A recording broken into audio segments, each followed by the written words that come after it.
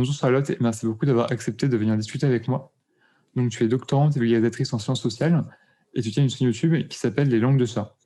Peut-être que pour commencer cet échange, tu pourrais te présenter rapidement qui tu es, ton parcours et n'importe quel autre élément que tu jugerais pertinent pour te présenter, te définir.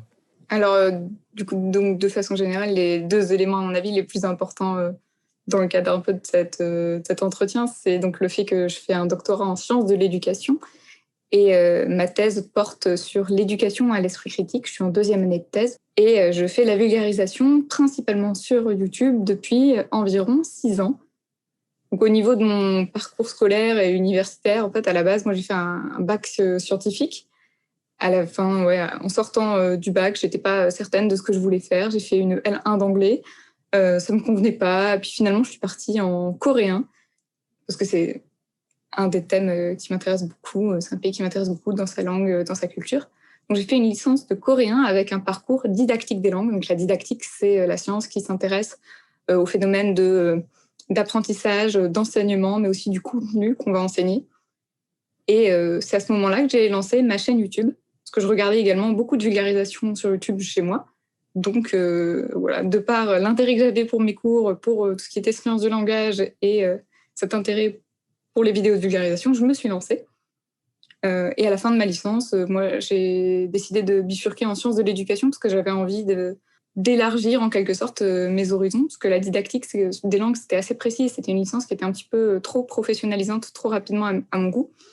Donc j'ai repris à la L3, puis j'ai fait un master recherche et désormais, voilà, la thèse en sciences de l'éducation. Donc les sujets que je traite en vulgarisation et ma manière de les aborder aussi ont évolué au fil du coup, de mon évolution universitaire, mais aussi de rencontres, de discussions avec d'autres personnes impliquées dans la vulgarisation scientifique, notamment au sein du Café des Sciences, par exemple. Ouais, bah c'est vrai que tu l'as rapidement évoqué, mais sur ta chaîne YouTube, c'est vraiment très hétéroclite, hein. On trouve des vidéos de linguistique, de sociologie, de sciences d'éducation, évidemment. Et bah, du coup, tu t'intéresses à beaucoup de sujets. Et si tu devais vraiment définir tes sujets d'attention principaux, ce seraient lesquels? Et peut-être que tu peux détailler un peu en quoi ça consiste, parce que sciences d'éducation, bon, je sais pas si tout le monde est familier avec le terme et ce qu'il regroupe vraiment, et ça peut être intéressant ouais, de le définir rapidement. Ouais, alors bon, pour commencer, les sciences de l'éducation, c'est en fait un ensemble de disciplines qui vont être regroupées. En tout cas, on va utiliser les morceaux de ces disciplines lorsqu'ils vont s'intéresser à l'éducation. Et quand on parle d'éducation, c'est au sens large. En fait, des fois, on a tendance à penser que l'éducation, c'est l'instruction. Donc, en fait, là, vraiment, tout ce qui va être apprentissage scolaire, etc. Mais c'est pas que ça. L'éducation, c'est aussi l'éducation familiale, c'est aussi les politiques d'éducation, par exemple. C'est l'éducation à la citoyenneté, par exemple, ça peut être des choses très larges. Donc, l'éducation, elle peut être aussi concerner les adultes. Et d'ailleurs, on a souvent tendance en sciences de l'éducation à aussi inclure ce qui touche à la formation, donc formation des adultes, formation professionnelle. On va retrouver donc de la sociologie, de la psychologie, de l'histoire, des didactiques, de la philosophie. En fait, ça peut inclure en fait un tas de disciplines différentes qui vont être en fait se regrouper autour d'une sorte de culture commune, puisque même si on n'a pas les mêmes approches des différents sujets selon les approches disciplinaires, en général, on a quand même, oui, ce point commun, en tout cas, d'intérêt, les mêmes objets d'études qui permettent quand même de discuter. Donc ça, c'est pour les sciences de l'éducation. Et donc, moi, vraiment, dans ma thèse, alors j'ai une approche là qui est plutôt didactique, mais pas seulement, parce que quand on s'intéresse en fait à l'esprit critique, on va toucher un petit peu à la philosophie, puisque moi, je vais m'intéresser aussi à comment on va le définir, cet esprit critique, donc un peu de philosophie de l'éducation. Ça peut aussi toucher, j'en en parler un peu plus après, mais aux questions d'argumentation, par exemple. Donc, il va y avoir ces questions-là un petit peu de logique informelle, d'argumentation et tout, qui peuvent être prises en compte. Et bon, malheureusement, comme tout le monde, j'ai un temps limité dans ma vie et un temps limité d'attention. Je peux pas m'intéresser à tout le temps, donc ça va varier un peu selon les périodes. Et c'est aussi ça, à mon avis, qui fait qu'on voit un peu des périodes aussi sur ma chaîne qui ont pu changer au cours du temps. Puisque à un moment, c'est vrai que je m'intéressais pas mal aux sciences du langage et que même si c'est quelque chose qui peut m'intéresser maintenant, j'ai pas forcément beaucoup de temps à y consacrer. Donc, on va dire, ouais, le premier gros thème qui m'occupe, ça va être tout ce qui est esprit critique, donc qui est le cœur de ma thèse, mais qui va un peu aussi me toucher en vulgarisation ou dans les vidéos que je vais regarder aussi par ailleurs, puisque je m'intéresse pas mal au mouvement dit sceptique ou zététique en France, tout en étant de plus en plus critique de ce mouvement, de par tout ce que j'apprends en fait dans ma thèse et en m'intéressant à la littérature sur le sujet. Je m'intéresse aux sciences sociales, mais plutôt en général ce qui va relever de la sociologie en ce moment, c'est plutôt ça. J'ai aussi du coup tout cet intérêt pour la vulgarisation scientifique, notamment la vulgarisation scientifique en sciences humaines et sociales, donc réfléchir à finalement pourquoi on vulgarise, comment essayer d'améliorer nos façons de vulgariser, la place des sciences sociales par rapport à d'autres sciences dans un peu cette écologie de la vulgarisation en ligne en comparaison d'autres formats de vulgarisation, ce genre de choses, ça va m'occuper aussi, notamment par la pratique elle-même d'ailleurs, pas seulement d'un point de vue théorique. J'ai aussi un peu toujours cet intérêt pour la Corée qui est là, mais que je vais pas forcément beaucoup développer non plus sur ma chaîne YouTube parce que je sais que c'est pas un sujet qui passionne énormément de monde, donc je pense que je pourrais perdre le fil on va dire l'attention des abonnés si je me mettais à en parler trop. Et après, je vais aussi avoir des intérêts, par exemple, pour le féminisme, beaucoup. Et du coup, ça va aussi se lier avec des études forcément de sciences sociales, parce que ça peut nous apporter des éclairages intéressants. Et en découvrant, en fait, avec cette ouverture vers le féminisme, ça m'a emmené, vers d'autres, finalement, sujets un peu de lutte sociale, de façon générale, hein, du coup, de comprendre d'autres formes d'inégalité, de discrimination, que ce soit dans des mouvements qui vont être plutôt antiracistes ou lutter contre les discriminations LGBT, ce genre de choses, quoi. Et donc, en fait, je pense que du coup, il y a un peu les sujets sur lesquels je vais porter une attention parce qu'ils m'intéressent en eux-mêmes. Puis il y a aussi les sujets sur lesquels je vais me retrouver à porter une attention parce que je me retrouve un peu obligée. Par exemple, je vais me retrouver à travailler dessus. Là, par exemple, en ce moment, je donne un cours à des étudiants de master sur l'enseignement à distance. Et donc, forcément, comme je donne ce cours, j'ai été obligée un peu de me pencher sur la littérature un peu plus profondément. Et donc, le fait de donner ce cours fait que ça développe mon intérêt, alors qu'à la base, c'était pas un de mes sujets de prédilection du tout. Et et ça finit par m'intriguer. Il y a aussi, du coup, selon des fois l'actualité, il y a des choses qui vont piquer ma curiosité pendant quelques temps. Ça va, ça vient. Et du coup, ça se ressent aussi du coup dans ce que je vais dire sur ma chaîne YouTube, je pense. Tu sais, une chaîne YouTube vulgarisation de sciences sociales. Ouais. Et en fait, j'aimerais avoir son avis sur quelque chose, parce que mon impression qui est peut-être erronée, c'est que quand tu compares les chaînes de vulgarisation en sciences sociales et en sciences, on va dire, naturelles, ou sciences dures pour les puristes, j'ai l'impression qu'il y a un déséquilibre à la fois entre la popularité et le nombre de vues de ces chaînes. Par exemple, des chaînes comme Sciences Étonnantes ou Dirty Biology, qui sont le plus souvent dans les sciences dures, vont facilement avoir 1 million d'abonnés, ou en tout cas plusieurs centaines de milliers, alors que des chaînes de sciences sociales avec autant d'abonnés, à ma connaissance, il n'y en a quasiment pas. Peut-être celle avec le plus d'abonnés, ce sera Horizon. Horizon Gull. Horizon Gull, ouais. Et du coup, est-ce que toi, tu observes aussi cette différence de popularité entre les deux? Et comment tu l'expliques? C'est quoi ton opinion là-dessus en tant que vulgarisatrice de sciences sociales? Une des hypothèses que j'ai peut-être émises, c'est que les sciences sociales sont souvent perçues comme plus militantes que les sciences naturelles, et donc moins fiables. Mais c'est peut-être une mauvaise hypothèse, et très curieux d'avoir son avis là-dessus. Alors, sur la différence déjà de popularité, je pense déjà que ça va dépendre de ce qu'on va inclure ou pas dans sciences sociales. Parce que si on prend en compte l'histoire, là, en fait, on n'a plus trop de déséquilibre. En fait, on voit quand même les chaînes d'histoire, elles sont quand même pas mal. Il y en a qui ont beaucoup d'abonnés. En fait, je me dis que ce soit Nota Bene, que ce soit C'est une autre histoire de Manon Bril.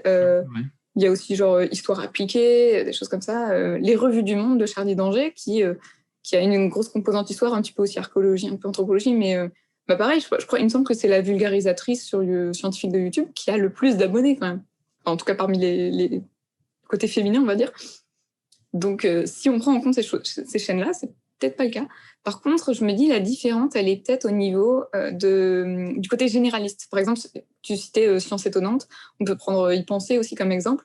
C'est des chaînes qui vont parler un peu de physique, un peu de maths, un peu de biologie.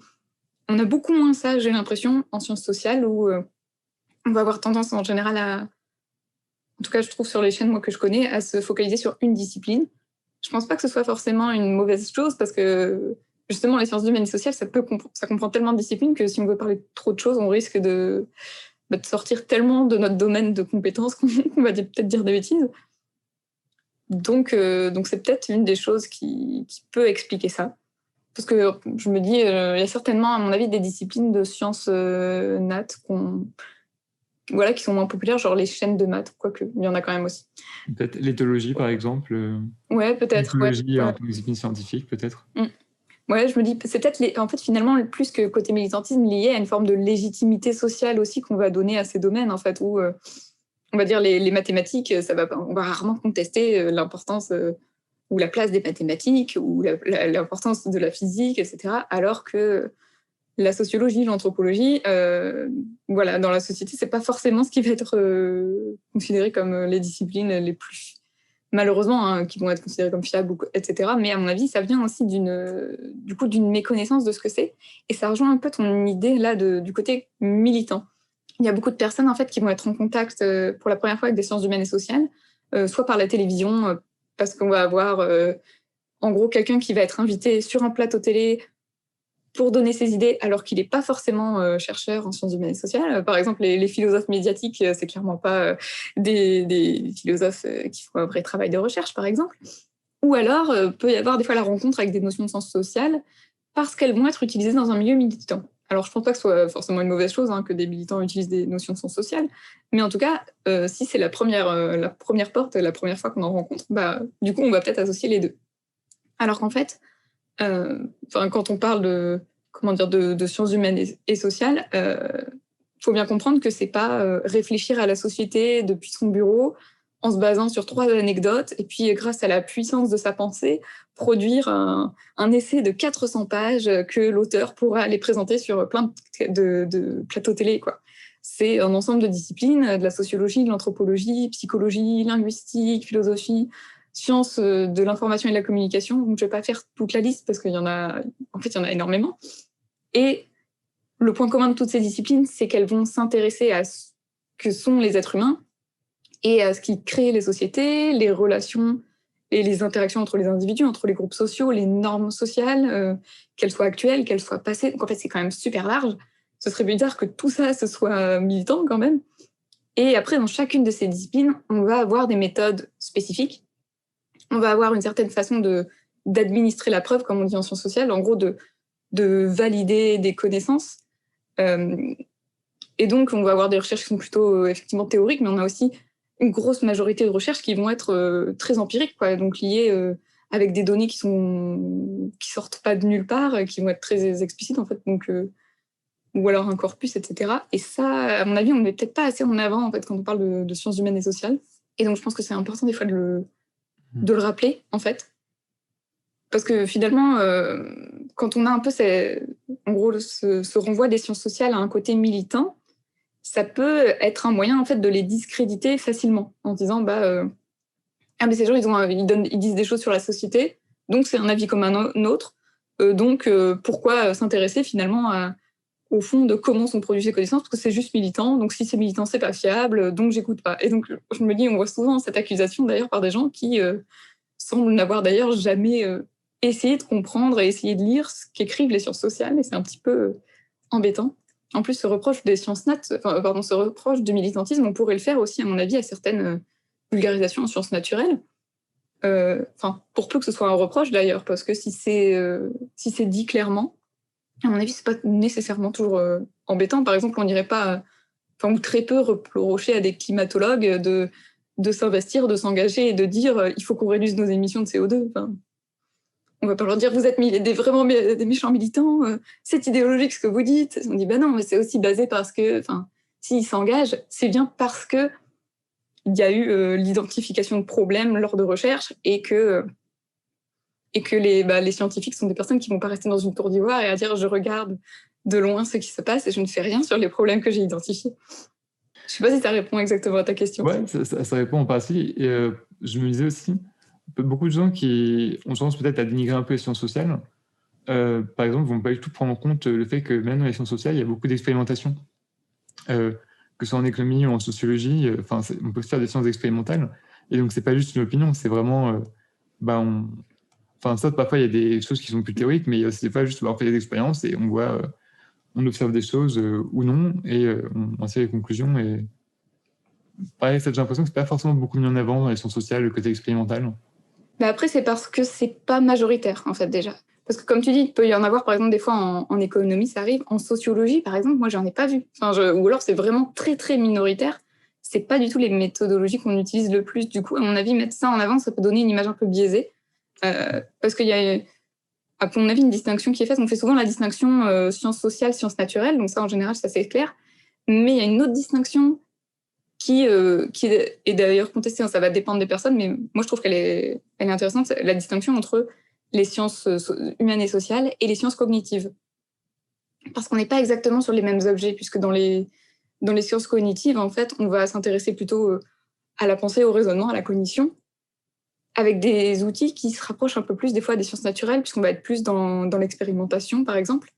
Alors que, par exemple, en sociologie, on va être dans des entretiens, des statistiques, des questionnaires, de l'observation. On peut aussi créer de l'analyse du discours, créer des corpus de texte, ce genre de choses. Donc, c'est d'autres manières de faire.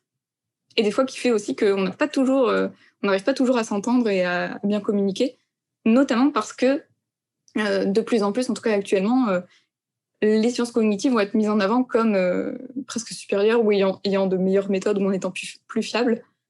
Et donc forcément, à partir du moment où tu commences à mettre les gens un petit peu en compétition, ça devient difficile de se parler parce que ça peut, en fait, ce problème peut créer une forme des fois de mépris, malheureusement, pour des méthodes qui sont différentes. Et ça, je pense que ça peut être néfaste, quoi. Et je reviens un peu vers la question initiale, mais toi, du coup, pour toi, comment tu vois la place des sciences sociales et de la vulgarisation en sciences sociales, surtout aujourd'hui sur YouTube? Alors sur YouTube, j'ai l'impression que, en tout cas moi par rapport à, en tout cas, à mon expérience, qu'il n'y a pas trop de problèmes plus que ça. Enfin, par exemple, cette idée de militantisme, je ne l'ai pas vraiment eue dans les commentaires que j'ai pu recevoir. Des fois, il y a des incompréhensions sur les méthodes. Et moi, tant que les personnes viennent poser des questions en étant vraiment de bonne foi, en disant je ne comprends pas, ça m'étonne, je trouve ça au contraire très intéressant parce que en tant que vulgarisatrice, c'est aussi ce que j'aime bien faire, essayer d'expliquer et de rendre ça plus accessible, plus compréhensible pour tout le monde. Par contre, effectivement, si je sens que c'est pas une question de bonne foi et qu'on est vraiment dans la remise en question automatique, voilà, je vais pas forcément essayer de discuter parce que je pense pas que ce soit très utile de perdre mon temps avec ça. Genre, j'ai eu 2-3 fois des gens comme ça qui vont dire de toute façon, la sociologie, c'est pas de la science. Je me dis, bon, j'ai autre chose à faire que. La sociologie, c'est pas de la science dans sa globalité? Oui, des fois, c'est ça, ça va être ça. Ou alors, les sciences sociales. Il y a des fois la réduction. Les sciences sociales égale la sociologie. La sociologie, c'est pas de la science, donc les sciences sociales ne sont pas de la science. Ah oui, ok. Sorti de nulle part, ok, très bien. Moi, j'ai envie de dire dans ce cas-là, je dis, allez, la physique, c'est pas de la science. Très bien, on avance pas, c'est stupide. Et du coup, ouais, sur YouTube, ça va. Donc, pour toi, les sciences sociales ont limite une meilleure réception sur YouTube que dans les grands médias ou dans le débat public? Après, je sais pas, parce qu'il y a aussi le fait qu'il y a quand même une façon de faire qui est différente. Dans le sens où moi, je me dis, sur ma chaîne, c'est clair, hein, l'ambition, c'est vraiment de faire de la vulgarisation. Donc, j'essaye aussi de toujours essayer un peu d'expliquer ce qui est fait, les méthodes, les résultats, comment on y arrive, etc. Et je peux répondre, alors que quand tu es, par exemple, un sociologue ou un philosophe ou un anthropologue, peu importe, est invité dans un grand média, il n'y a pas forcément cette possibilité de prendre ce temps d'expliquer. Mais de la même manière pour d'autres scientifiques, d'ailleurs. Hein, quand on va demander à un physicien son avis sur telle chose, on lui laisse pas forcément la possibilité d'expliquer derrière, en fait, les méthodes de recherche, de comment on en vient à ces résultats-là. Le dispositif médiatique, en fait, est est différent et compliqué. Et même quand on est dans des fois des interviews un peu longues, on va tendance à les questionner sur les résultats de la recherche, en fait. Ok, vous avez travaillé sur ça pendant 3 ans, très bien, qu'est-ce que vous en concluez On va demander à des économistes, du coup, on va leur poser plein de questions sur comment on devrait changer notre système économique, mais très peu de comment ils travaillent concrètement. Alors que moi, je trouve que c'est un des aspects qui est super important à prendre en compte, en fait, à savoir. Et en plus, qu'on peut aussi parfois critiquer sur certains sujets, même sans être totalement spécialiste. Voilà, de voir les limites aussi des méthodologies, parce qu'on peut jamais explorer l'entièreté d'une question avec une seule méthodologie, par exemple. Du coup, ouais, sur YouTube, moi, je me dis, j'ai pas trop ce problème. Après, se pose la question des fois de la relation avec ceux qui font de la vulgarisation d'autres disciplines. Donc là, par exemple, au sein du Café des Sciences, moi, ça avait eu des petites tensions à plusieurs moments. Par exemple, où moi, quand j'étais arrivée, il n'y avait pas... c'était encore... Ça s'appelait Vidéosciences à l'époque. Il y avait différentes parties. En fait, il y avait Vidéosciences pour les vidéastes, Strip Science pour les dessinateurs, Café des sciences pour les blogueurs, et toutes les communautés ont été regroupées. Et donc, il n'y avait pas eu du tout de problème en admission. Et on était plusieurs, en fait, finalement, à faire des sciences humaines et sociales, à faire partie de l'association. Sauf que dans les critères d'admission pour les candidatures et tout, parce que l'association en fait fait quand même un peu un tri, vu que le but c'est aussi en gros de vérifier que les gens qui vont être affiliés au Café des Sciences proposent une vulgarisation qui a un minimum de qualité, notamment pour être sûr qu'il n'y ait pas de pseudo-sciences en fait, c'est surtout ça. Et donc il n'y avait pas du tout eu de problème. Et en fait, il y avait parmi les critères, donc il y avait la petite ligne qui disait les sciences sociales sont acceptées, mais si elles parlent de sciences nat. Donc en gros aussi c'est de la philosophie des sciences, de la sociologie des sciences, etc. Et j'ai dit bah oui, mais là on est voilà, j'avais soulevé le problème, on est plusieurs à faire autre chose. Là, comment est-ce qu'on doit le voir? Parce qu'en plus la formulation c'était écrit genre les sciences sociales sont tolérées. Je dis bah j'ai pas envie d'être une membre tolérée. Quel rapport ça crée? Donc ça avait lancé des discussions sur est-ce qu'on inclut ou pas. Et finalement il n'y avait pas eu de problème en fait à modifier un peu cette petite ligne pour qu'on dise non en fait on accepte toutes les disciplines parce que c'était... Sinon, en fait, ça crée un peu un truc un peu... une forme de prophétie autoréalisatrice, plus l'un des arguments qui pouvait être avancé contre l'inclusion des sciences sociales, c'était le fait que le public, ou le grand public, n'associe pas les sciences sociales à la vulgarisation scientifique. Alors je me dis peut-être que c'est le cas, mais en même temps, si le but de la vulgarisation, c'est d'apporter aux gens des connaissances qu'ils n'ont pas forcément ou qu'ils ne vont pas trouver par ailleurs, est-ce que c'est pas d'office se baser sur leur misconception, comme on dit, ou leurs préconceptions qui sont parfois erronées, et les couper d'un pan des connaissances? C'est quand même un peu dommage, quoi. Ça peut renforcer une méconnaissance d'un domaine. Voilà, moi j'avais un peu de mal avec cet argument en tout cas.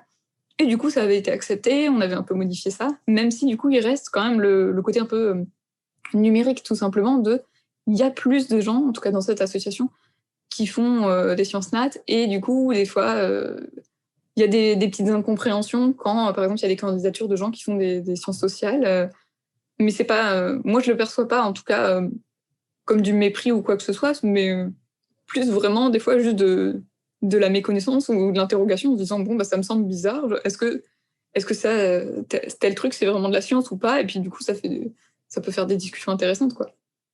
Même si je comprends aussi que puisse y avoir des personnes qui, du coup, font de la vulgarisation en sciences sociales qui en ont marre, en disant pourquoi est-ce que c'est toujours nos méthodes qu'on va remettre en question, et c'est toujours à nous de nous justifier sur la scientificité, alors qu'on va jamais embêter, enfin, beaucoup moins aller embêter quelqu'un qui fait des mathématiques pour dire, bah, les mathématiques sont-elles une science? Vraiment, bah, y a pas voilà, est-ce qu'il y a de l'empirique? Non, vous n'allez pas étudier du terrain. Voilà, j'ai l'impression que c'est très abstrait votre chose, là. Prouvez-moi que c'est une science. Alors, on pourrait s'embêter à le faire, mais je pense pas que ce soit très, très, très constructif, quoi. Il y a vraiment une question de légitimité qui n'est pas du tout la même en fonction de si tu viens des sciences dites sociales ou des sciences dites naturelles. Ouais. En fonction de ça, il va y avoir des a priori sur la discipline qui vont être très différents. C'est ça, peut y avoir des a priori, mais qui viennent aussi du coup des méconnaissances, quoi, parce que notamment, en fait, je pense sur les recherches dites qualitatives, parce qu'en fait, quand on va être sur, comme tu disais, des formes d'expérimentation, par exemple en psychologie sociale, ça, je pense, la tête de la plupart des gens, c'est un peu clair, en fait. On se dit, bon, bah, on a des hypothèses, on les teste, on met un protocole, très bien, c'est de la science. Quand on va être sur des statistiques, il y a ce côté chiffré qui, à mon avis, peut rassurer, en se disant, bon, bah, voilà, on va se baser sur des statistiques de l'INSEE, c'est des trucs solides, il y a des méthodes statistiques, il y a des mathématiques, c'est clair. Et quand on est sur des méthodes dites qualitatives, là, à mon avis, des fois, c'est là qu'on arrive des fois sur des formes d'incertitude, quand on dit bah, on a fait cette étude sur 15 personnes. Et les gens vont dire, bah ouais, mais 15 personnes, c'est pas du tout assez, c'est pas représentatif.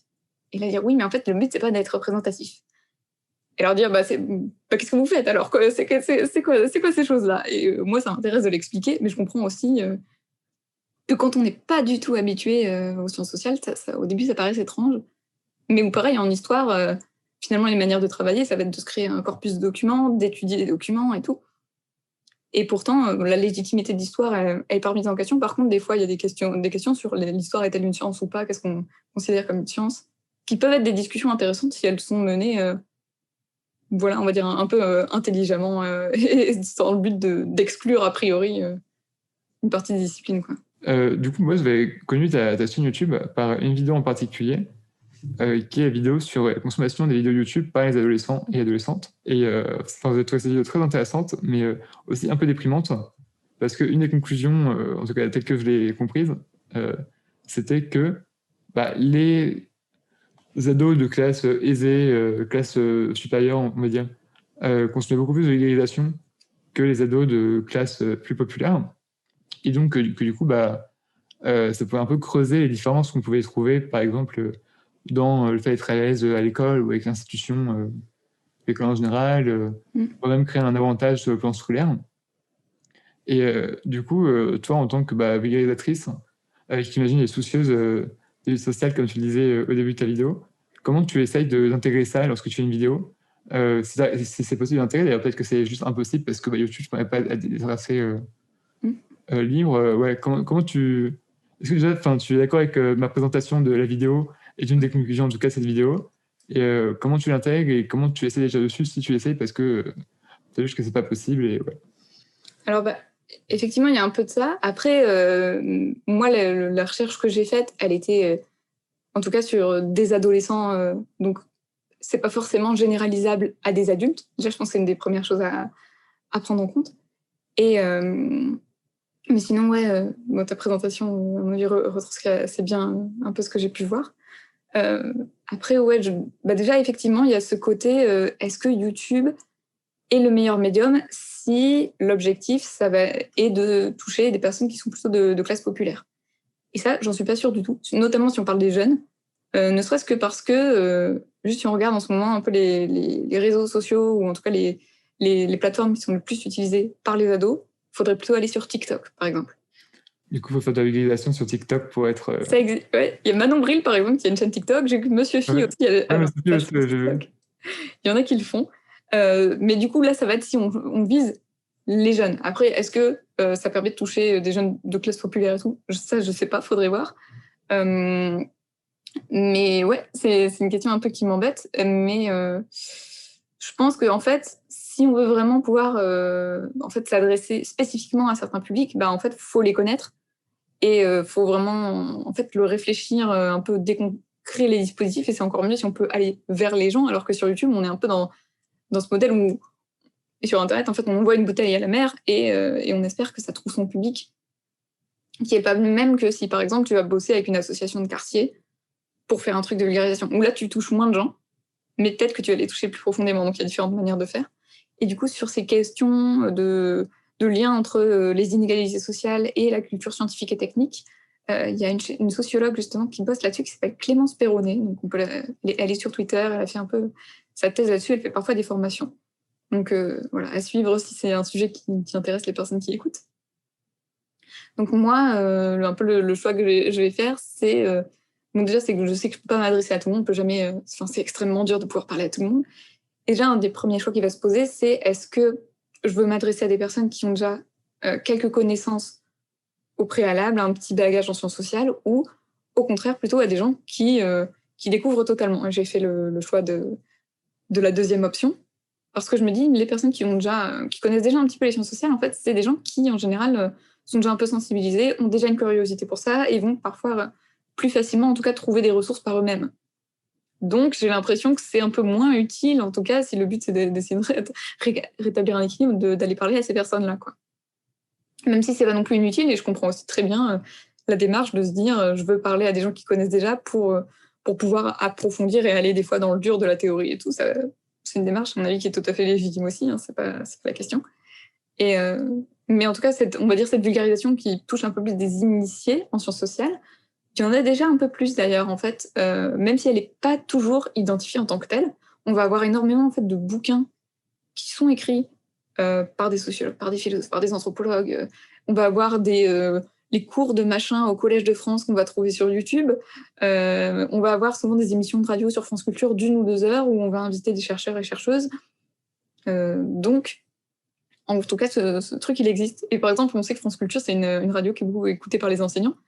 Mais bon, les enseignants, c'est forcément des personnes qui ont déjà fait des études supérieures pendant un moment et tout, donc c'est pas les personnes qui vont être le plus perdues, quoi. Donc du coup, j'essaye déjà de faire ça. Des fois, il y a un peu aussi une réflexion sur aussi ce que tu montres, en tout cas la mise en scène, et ce qu'elle peut renvoyer. Par exemple, si tu utilises des termes, mais c'est de façon générale vulgarisation, hein, mais une forme de jargon ou des termes un peu complexes sans les définir, ça peut être excluant tout de suite. Je me dis, si dans les premières 30 secondes, je mets 2 mots que les gens connaissent pas, ils vont je sais qu'il y en a qui vont avoir cette réaction de OK, j'ai rien compris, bon, des fois de s'auto-censurer en se disant je suis trop con, ou alors de se dire bon, bah, non, en fait, j'y comprends rien, elle est chiante. Ouais, en tout cas, voilà, il y a ce truc de c'est pas pour moi. Ça peut être aussi même dans ce que tu montres, si par exemple, t'es voilà, en chemise blanche, veste, avec derrière une bibliothèque, bah, ça renvoie quand même une certaine image de l'universitaire et machin, qui est peut-être pas la plus accessible à tout le monde. Mais, ça fait un petit peu argument d'autorité d'ailleurs en faisant ça. Donc je me dis souvent j'essaie d'éviter un peu de trop faire ça, quoi. Et après même il y a d'autres formes d'inégalité parce que là, donc je disais il y avait dans mon mémoire j'ai parlé plutôt sous forme de classe sociale. Et en fait ce qui fait d'ailleurs que que ce n'est pas juste des différences de choix et de goût personnel, mais plus une forme d'inégalité, c'est le fait que ça va être des connaissances qui peuvent être réutilisées dans le cadre scolaire ou des connaissances qui vont avoir une légitimité sociale différente. Parce que si c'était juste la distinction entre est-ce que tu préfères je sais pas, le rugby ou le football, ça n'a pas forcément le même impact, forcément. Et donc, du coup, une autre forme d'inégalité, c'est aussi l'inégalité tout simplement d'accès aux productions culturelles de façon générale, selon, par exemple, l'endroit où on habite. Quand on est en milieu rural, contrairement à habiter dans une grande ville, ben, on ne va pas avoir la conférence de, je sais pas, d'un tel intellectuel public, de Thomas Piketty qui va venir à la bibliothèque du coin, en fait. Et si on veut pouvoir un peu accéder à ces choses-là, on va plus se rabattre sur des conférences filmées ou alors voilà, finalement sur le numérique ou sur des livres. Mais même l'accessibilité, elle n'est pas que, d'ailleurs, elle n'est pas que sur les questions, on va dire, de où on habite. C'est aussi même des fois l'accessibilité des lieux, tout simplement. Donc ça peut toucher les personnes qui sont en situation de handicap, mais ça peut aussi toucher par exemple des parents qui ont des enfants en bas âge, où tu te dis qu'il y a plein d'endroits où tu peux pas aller avec des enfants. Voilà, tout ça, ça joue. Et je me dis, bon, d'un côté, YouTube, ça reste un site qui est... Enfin, du coup, il y a quand même ce choix quoi, d'utiliser YouTube et pas d'autres sites. Bon, il y a aussi Peertube. Mais ça reste un des sites très connus, très utilisés par plein de monde. Et du coup, une plateforme qui reste gratuite et accessible dès qu'on a une connexion Internet pas trop pourrie, quoi. Donc, du coup, ça joue quand même un petit peu. Mais effectivement, il y a quand même des formes d'inégalité qui sont là et que ça peut renforcer. Et des fois, c'est dérangeant de se dire ça, quoi, qu'on peut contribuer à ça Ouais. en voulant bien faire. Il y a aussi une égalité de genre que tu évoques dans cette vidéo et qu'on n'a pas évoquée, mais qui était aussi assez présente. Ouais. Et je sais que c'est Lé qui avait parlé des stats de sa chaîne YouTube où il disait que ses vidéos étaient regardées à 98% ou 99% par des gens qui, a priori, étaient des hommes. Et quand tu vois ça, tu te dis, ah ouais, c'est... Ouais. Après, elles sont compliquées parce que du coup, ces différences, moi, j'ai pu formuler des hypothèses à partir de ce que j'ai vu avec un certain groupe d'adolescents. Ouais. Mais voilà, c'est difficile du coup parce que ça reste quand même un nombre très limité de personnes. Ça nous dit pas ce qui change après quand on parle sur d'autres tranches d'âge, etc. Et on peut là à nouveau faire d'autres hypothèses. Par exemple, on sait que de façon générale, les femmes ont en moyenne un peu moins de temps libre parce qu'elles vont encore aujourd'hui prendre un peu plus toutes les charges domestiques. Voilà, à partir du moment où, par exemple, il y a des enfants ou si elles vivent en couple, où elles vont un peu plus prendre ce temps de faire les courses, le ménage, etc. Et du coup, c'est du temps en moins pour les loisirs. Donc, on peut se dire que c'est aussi du temps en moins potentiellement pour un loisir qui pourrait être de regarder des vidéos. Donc, ça peut être un truc qui explique. Ça peut être aussi le fait d'un intérêt pour d'autres formats, tout simplement. J'en sais rien. Peut-être qu'on va avoir plus de personnes qui vont préférer le format livre que le format vidéo. Peut-être que c'est un peu genré et que c'est plus des mecs qui vont regarder YouTube. Vraiment, voilà. Vraiment, au niveau des hypothèses, c'est très difficile de savoir pourquoi. Et est-ce que tu sais si depuis cette vidéo qui fera déjà 2 ans quasiment, est-ce qu'il y a eu des recherches justement sur ce sujet de la consommation YouTube par, on va dire, les jeunes Il y a une enquête en cours. Donc la vidéo est sortie il y a 1 an. Et justement, la sociologue que j'évoquais, Clémence Perronnet, elle est dedans. J'ai oublié comment elle s'appelle. Ok. Justement, il y a une enquête, il y en a une qui est en cours, je ne sais pas si elle est finie, sur la consommation des vidéos de science par les jeunes. Je crois que c'est genre 15-18 ou 15-25. Ils avaient pris une tranche d'âge pour essayer de comprendre ça. Et il y avait aussi du coup toute une phase où il y a eu des entretiens. Je sais qu'il y a eu des entretiens avec des vulgarisateurs et vulgarisatrices pour comprendre leur parcours, pourquoi ils font des vidéos. Il y avait, quand j'étais allée écouter une présentation de l'enquête, il y avait aussi parce que je crois qu'elle est chapeautée par le ministère de la Culture, et aussi des enquêtes plutôt sur les enfants, de comment est-ce qu'ils font très concrètement avec là, du coup, des méthodes qualitatives d'observation, de donner, par exemple, une tablette, un ordinateur ou un téléphone à un jeune et dire, OK, bah, tu cliques sur où, comment tu fais, par exemple, parce que comment ils utilisent les recommandations, voilà, en fait, une fois que tu as de montrer très clairement ce qui se passe, des fois, c'est super intéressant. Non, c'est clair. Peut-être, du coup, on a parlé un peu au début de ta thèse. Est-ce que c'est pas le moment un peu de développer le sujet de ta thèse? Donc, si j'ai bien compris ce que tu disais avant, à la fois sur les résultats, certes, mais aussi sur les méthodes que tu utilises. Du coup, essayer de pas faire la même bêtise que des gens à la télé. Okay, alors, du coup, donc, là, je disais en deuxième année. Et ce qui est compliqué déjà au niveau des méthodes et tout, c'est qu'il y a eu des évolutions à cause de la situation sanitaire.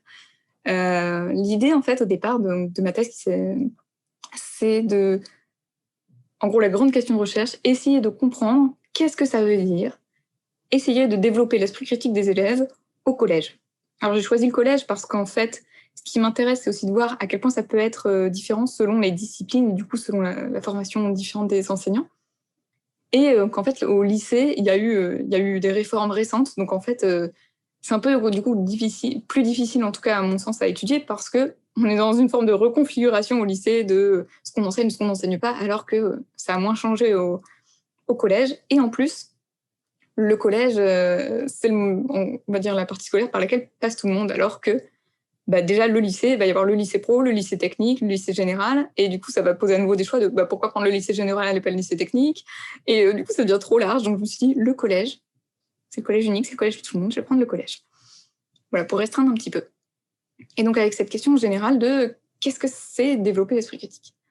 Donc au départ, l'idée c'était donc d'abord de se pencher sur tout ce qui va être la littérature scientifique en éducation sur l'esprit critique, faire des premiers entretiens avec des enseignants, pour essayer de comprendre ce que ça veut dire pour eux, les activités qui sont mises en place, etc., dans leur classe, et utiliser ça pour identifier des moments clés qui seraient, par exemple, des séances spécifiquement, qui permettraient, selon les enseignants, de développer l'esprit critique beaucoup plus que d'autres. Et ensuite, du coup, aller dans les classes pour, là, à nouveau, être plutôt dans une démarche d'observation, voir très concrètement qu'est-ce qui se passe, c'est quoi les consignes qui sont données, les documents qui sont donnés aux élèves, comment est-ce qu'ils réagissent, voilà, voir la séance et éventuellement essayer peut-être, en gros, de voir qu'est-ce qui est développé chez les élèves, du coup. En gros, faire ce lien entre la littérature, ce que pensent les profs, ce qu'ils font vraiment, et ce que les élèves apprennent à la fin. Parce qu'à chaque fois, on peut avoir des décalages.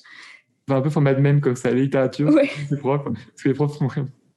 C'est un peu ça, ouais. C'est un peu ce que les parents pensent que je fais, ce que les élèves pensent qu'ils font.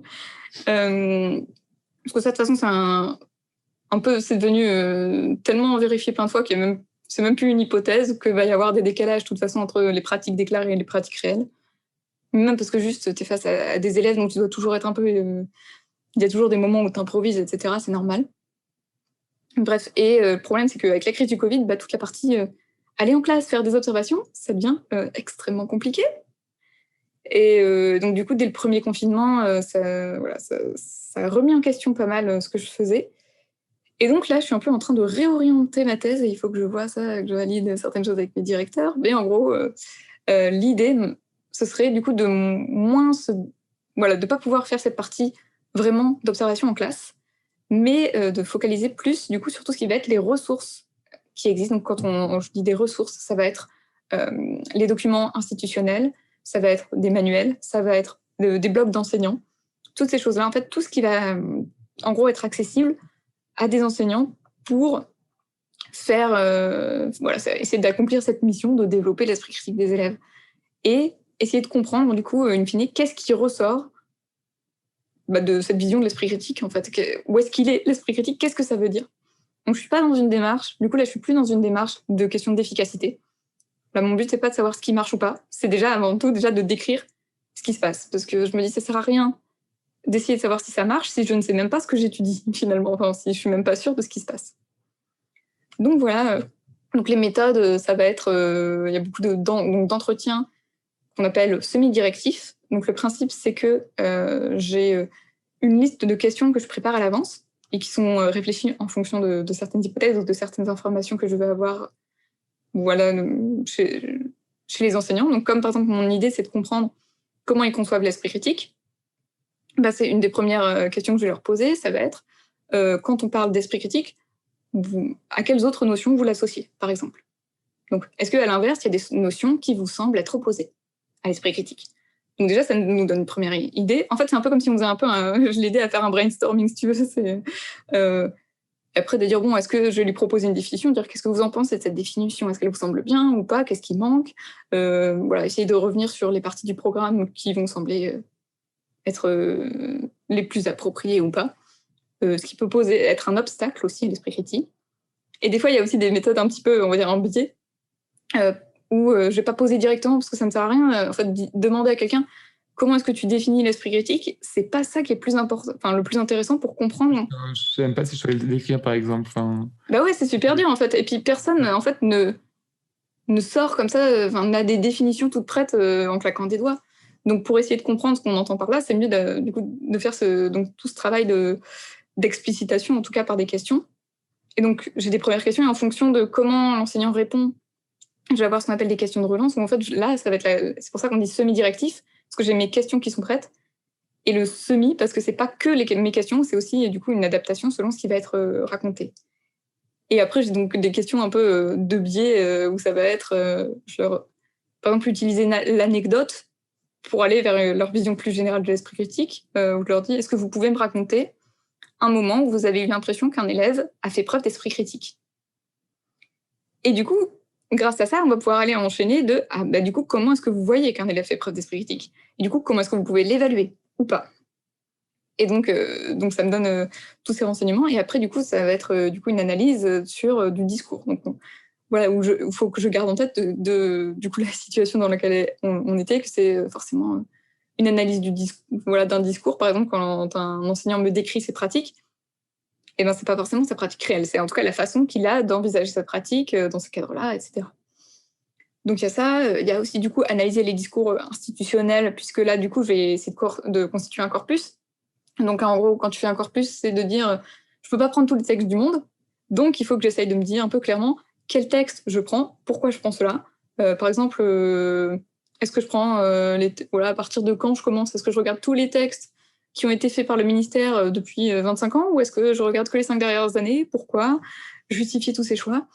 Tu peux faire par exemple de l'analyse lexicale, par exemple chercher en disant je cherche le mot esprit critique dans tous les documents et chercher à quelles autres notions c'est associé. Enfin, il y a différentes manières de faire et ça je suis pas encore. Là on est encore en discussion là-dessus donc je peux pas forcément développer trop. Mais voilà, c'est un peu l'idée des genres de méthodes que je peux utiliser. et du coup, bah, j'imagine que comme tu es qu'en deuxième année et qu'en plus tu as dû un peu restructurer ta thèse et ton objet d'étude et tes méthodes, t'as pas beaucoup forcément de conclusions encore maintenant à nous présenter ou de... Ouais, bah, c'est un peu compliqué. En fait, c'est plutôt, je vais avoir des pistes que j'ai fait, ce qu'on appelle des entretiens un peu exploratoires, où en fait, j'en ai fait un nombre un peu limité pour justement un peu réorienter la méthodologie, ce genre de choses. Bah, déjà, en tout cas, c'est sûr, c'est que je vois des distinctions déjà selon les disciplines, ça clairement, parce que chacun va essayer du coup forcément de l'ancrer dans sa pratique. Et donc, développer l'esprit critique, et ça paraît ça me paraît trivial, mais c'est déjà quand même important de le dire, développer l'esprit critique en mathématiques, c'est pas développer l'esprit critique en cours d'histoire-géographie, par Ouais, exemple. ouais, intuitivement, j'aurais tendance à penser que, je sais pas, les profs de sciences naturelles, quand ils vont développer l'esprit critique, ce sera par rapport aux pseudosciences, alors que les profs d'histoire, ce sera plus, presque un peu plus d'éducation civique, de prendre du recul sur ce qu'on peut nous dire, sur les discours qui veulent être relayés à la télé ou ce genre de choses. Après, le truc même là, tu vois, qui est intéressant, c'est quand tu dis les discours à la télé, c'est pas directement de l'histoire, du coup, c'est de l'éducation aux médias. Et du coup, ça aussi, c'est qui est intéressant, c'est de voir comment il y a pas mal en fait d'enseignants qui finalement font de l'éducation aux médias et à l'information quand ils veulent essayer de développer l'esprit critique, mais sans le nommer ou sans s'en rendre compte. Et ça, j'avais trouvé ça intéressant. Par exemple, un enseignant de mathématiques qui me disait montrer des fois des passages télé où on voit voilà, un chroniqueur qui dit n'importe quoi. Donc apparemment, il y a un passage assez connu où tu as ou t'as un gars, je sais plus s'il se dit économiste, peu importe, en gros, mais qui dit, regardez, on a une augmentation des impôts de 5% chaque année, 5% plus 5% plus 5%, pas besoin d'avoir fait Polytechnique pour dire que ça fait 15%. Voilà, et donc il dit ça, et donc il me disait qu'il utilisait ça avec ses élèves, en disant qu'ils avaient un peu travaillé sur les pourcentages, pour leur dire est-ce que c'est vrai, pourquoi c'est vrai, est-ce qu'on peut vérifier mathématiquement. Donc il y a des choses comme ça qui peuvent être un peu intéressantes, mais c'est marrant parce que finalement c'est un peu de l'éducation aux médias à l'information, quoi, essayer de confronter leur connaissance et aussi de ce qu'ils apprennent en cours de maths avec un discours journalistique. Mais en tout cas, ce que je vois déjà, c'est qu'à mon avis, on peut parler de différentes conception de l'esprit critique ou des différentes visions de l'esprit critique au sein même des ressources et des documents institutionnels, en fait. Où tu vas avoir... on va évoquer l'esprit critique dans des programmes de mathématiques, puis on va l'évoquer ensuite dans des documents qui sont plutôt pour des cours de français. Et ben c'est pas présenté exactement de la même manière, c'est pas lié aux mêmes notions. Et du coup, même là, ça construit une vision un peu plurielle, qui est pas forcément, c'est pas forcément négatif, c'est pas forcément une mauvaise chose, mais rien que ça, c'est intéressant. Et c'est pour ça, en fait, que que ça m'intéresse, en fait, cette idée de comprendre les différentes visions qui existent de l'esprit critique et finalement, quelle forme d'esprit critique ça peut donner à la fin, si tu veux. Du coup, un esprit critique ou parler de l'esprit critique tout seul, c'est peut-être plus complexe, enfin, un peu plus, ça simplifie peut-être un petit peu. Ouais, je dirais c'est plutôt que l'esprit critique, c'est tellement large qu'en fait, tu vas avoir, on va développer des parties de l'esprit critique, peut-être, on pourrait dire ça comme ça, des composantes, des compétences qui relèvent de l'esprit critique qui vont être plus développées que d'autres, selon les matières, selon aussi les affinités des enseignants, parce qu'il y a aussi ça. Et il y a aussi, des fois, ce qui est intéressant, c'est de parler des obstacles qui reviennent souvent, quasiment pour tous les enseignants, ça va être le temps, toujours, en disant, voilà, le temps, avoir une formation adaptée. Il y a des fois des obstacles institutionnels en eux-mêmes. Alors ça va dépendre vachement des profs, mais je trouvais ça intéressant d'essayer de penser en dehors de la classe. Et il y en a qui vont dire, le problème, c'est que c'est par exemple de dire, moi, c'était une enseignante de physique-chimie qui me disait ça, que pour elle, le problème, c'était par exemple qu'on ne donnait pas assez de responsabilités et on n'écoutait pas assez les élèves, de façon générale, en fait, dans le fonctionnement même de l'institution scolaire, en disant, oui, mais comme on les met toujours dans une position où finalement ils n'ont jamais leur mot à dire, où finalement ils sont toujours à une place où l'enseignant est une autorité et il faut écouter, d'un coup, le moment où on leur demande de faire preuve d'esprit critique, c'est très dur, en fait. Et ça, il y a tout ce contexte à prendre en compte. Et par exemple, même, j'écoutais, là, c'était une interview d'une enseignante d'anglais qui s'appelle Sophie Mazet, qui a écrit des livres un peu sur l'esprit critique, qui s'appelle les manuels d'autodéfense intellectuelle et tout. Et du coup, j'écoutais son interview, elle donnait cet exemple où elle disait qu'avec ses élèves en anglais, elle leur donnait des fois un faux texte. Chaque année, elle les prévenait qu'il y aurait un texte qui était aberrant. Et que là, c'était apparemment un faux discours d'Obama et qui se terminait par « fuck you ». Et donc, elle s'attendait à ce que les élèves lui disent « mais madame, c'est bizarre, c'est étrange », et c'était pas le cas. Et donc, elle disait qu'à la fin, en gros, elle leur vendait la mèche, qu'il y a quand même une des élèves qui lui disait qu'en gros, elle s'en était doutée, mais elle osait rien dire. Et donc, elle se dit « voilà, il y a quand même un manque d'esprit critique ». Alors je lui dis « est-ce que c'est vraiment un manque d'esprit critique de se dire « le document que l'enseignant me donne est étrange », mais en même temps, tu as toute une connaissance, finalement, de l'institution scolaire où tu sais qu'en même temps, remettre en cause ce que te donne un prof, c'est pas, ça peut des fois mal se passer. Et du coup, voilà, tu as l'élève qui, du coup, reste dans son doute, etc. C'est pas parce qu'elle le dit pas qu'elle manque d'esprit critique, en fait. Et c'est aussi toute la question de comment tu le vois, comment tu l'évalues, Ouais, cette critique. c'est intéressant, les questionnements que ça soulève, en fait. Ouais. J'ai pas pensé comme ça, mais ouais, effectivement, c'est... Et c'est super compliqué, ouais. Ouais, c'est clair. Voilà, de façon générale, de toute façon, l'esprit critique, c'est compliqué. Et en plus, c'est pas un truc que tu peux évaluer, on va dire, avec un QCM. Ou en tout cas, tu vas évaluer une partie très limitée de l'esprit critique quand tu fais ça, quoi. Tu peux éventuellement faire des questions un petit peu de logique, ce genre de choses, mais bon, tu vas pas aller très très loin, quoi. Vu que c'est des compétences très complexes. Ouais, non, c'est clair. Du coup, peut-être pour clore, entre guillemets, la question autour de ta thèse, s'il y avait peut-être 2 ou 3 points en quelques mots que tu aimerais souligner, en fait, en gros, pour expliquer ta thèse, si on devait retenir que 2-3 choses, C'est quoi exactement que tu voudrais qu'on retienne? Peut-être une première chose, ce serait que développer l'esprit critique, ça peut pas se faire en 5 leçons. C'est des compétences, des attitudes qui sont complexes, qui se développent sur le temps long et qui peuvent pas être magiquement développées avec une seule discipline scolaire ou ou un seul domaine de recherche scientifique. Voilà, c'est vraiment quelque chose de complexe et qui demande de prendre en compte beaucoup, beaucoup d'aspects différents.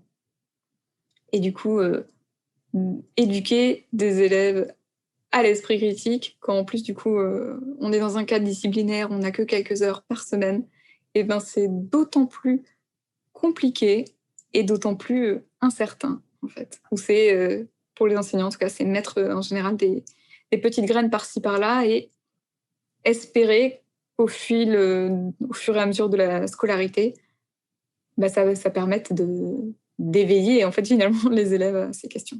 Du coup, quand on veut étudier l'esprit critique, bah, de la même manière, on ne peut pas se contenter d'une seule approche. Hmm. Parce que c'est une des choses qui des fois m'embête un petit peu, de par exemple vouloir réduire l'esprit critique à seulement une question de cognition. Et en se disant, si, voilà, l'esprit critique, on l'étudie avec la psychologie cognitive et c'est tout. Bah non. En plus, surtout quand on est dans de l'éducation. Dans l'éducation, il y a des questions sociales qui vont se poser, il y a des questions de contenu d'enseignement. Quand on fait par exemple de l'éducation aux médias et à l'information, eh ben, on va s'appuyer sur les sciences de l'information et de la communication. Et du coup, tout ça, c'est à prendre en compte. Donc, on peut pas juste magiquement arriver avec une seule discipline et dire j'ai tout compris. Ouais, bah, typiquement, pour les aspects sociaux, c'est ce que tu évoquais avant, entre l'enseignant, l'élève. Forcément, il y a un rapport de domination qui existe entre les deux.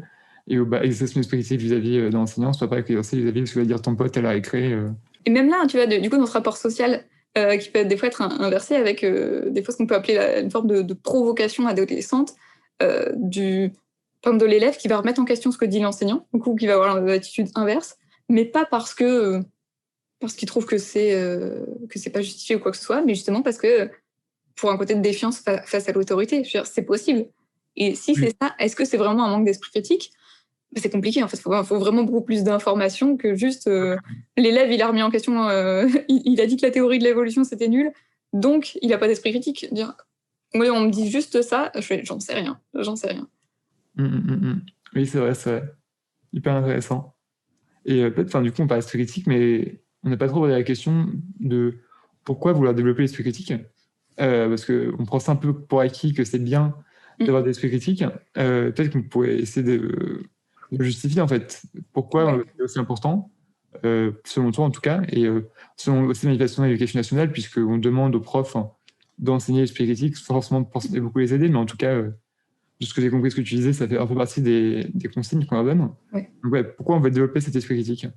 Moi, j'ai envie de dire de mon point de vue, l'importance de développer l'esprit critique, ça va être une question un peu d'émancipation intellectuelle, en fait, de façon générale, parce que ça va aider à pouvoir se questionner, à prendre du recul sur plein d'informations, sur des discours, qu'ils soient médiatiques, qu'ils soient autour de nous, qu'ils soient aussi des discours qu'on a pu tenir par le passé, prendre du recul par rapport à soi-même, du coup, faire le tri dans les informations qui nous parviennent, mais aussi apprendre soi-même à mieux se renseigner sur des questions qui nous intéressent, mieux défendre ses idées.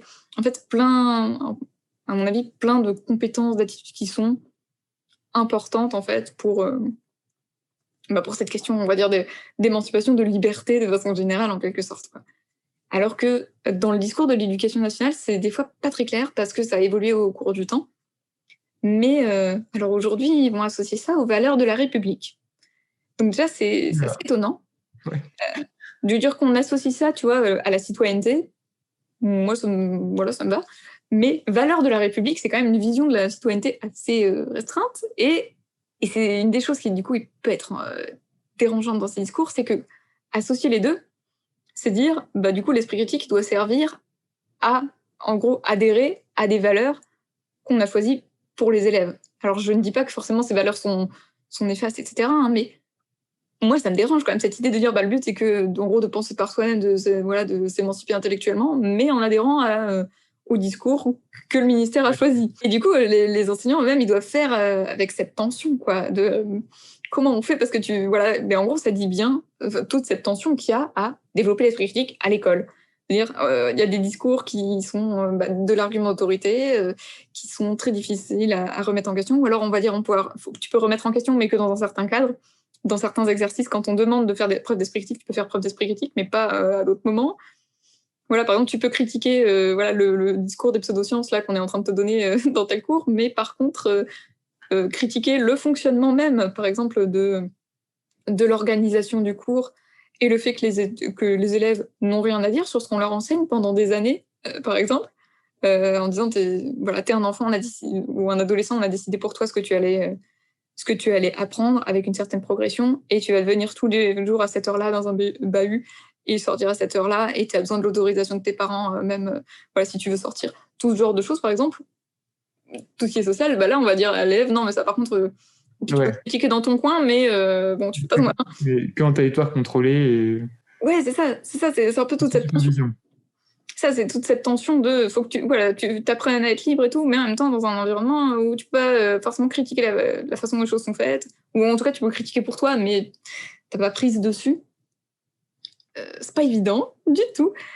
Et c'est aussi ça qui m'intéresse, quoi, dans ce côté développer l'esprit critique à l'école, quoi. Ouais, mais du coup, ce que tu évoquais par rapport au caractère associé à l'esprit critique, à l'idéal républicain, de la République, peut-être qu'en fait, on peut un peu dériver sur une autre question que j'ai envie de te poser, qui est celle de l'instrumentalisation de l'esprit critique. Parce que comme l'esprit critique, c'est perçu comme une valeur, tu disais, qui est nécessaire presque pour avoir une autonomie, une émancipation intellectuelle, forcément, tout le monde va vouloir s'en réclamer. Ouais. Et dire de quelqu'un qui fait pas l'esprit critique, ça va être perçu très positivement, et on va voir dire que on fait pas l'esprit critique. Et ce qui amène parfois, c'est mon impression là, c'est pas du tout quelque chose que j'ai vu comme vérité universelle, à la volonté de soit certains groupes, soit certains individus, de vouloir un peu s'approprier la notion d'esprit critique, de dire non, l'esprit critique c'est nous, c'est pas le groupe en face, eux c'est des moutons. Et d'ailleurs, les deux groupes peuvent se dire ça, hein, d'ailleurs, le groupe A qui accuse le groupe B et vice versa. Et du coup, toi, comment tu observes cette appropriation, cette instrumentalisation de l'esprit critique par certains groupes? Quels sont vraiment pour toi les enjeux qui se jouent? Parce que déjà, comme tu disais, l'esprit critique, c'est quelque chose qui va être associé à quelque chose de positif, quasiment tout le monde. En fait, c'est très rare d'avoir des personnes qui trouvent que l'esprit critique, c'est négatif. Personne ne se revendique de l'inverse. Personne dit moi, je trouve que c'est mieux l'esprit crédule ou le dogmatisme. C'est très étonnant. Et on a des fois justement ce flou autour de cette notion, de dire ah ouais, l'esprit critique, c'est bien. Mais tant qu'on ne parle pas de ce que ça comprend très, très précisément. Parce que du coup, tant que ça reste flou, on peut s'en revendiquer. Et on peut avoir un accord de surface.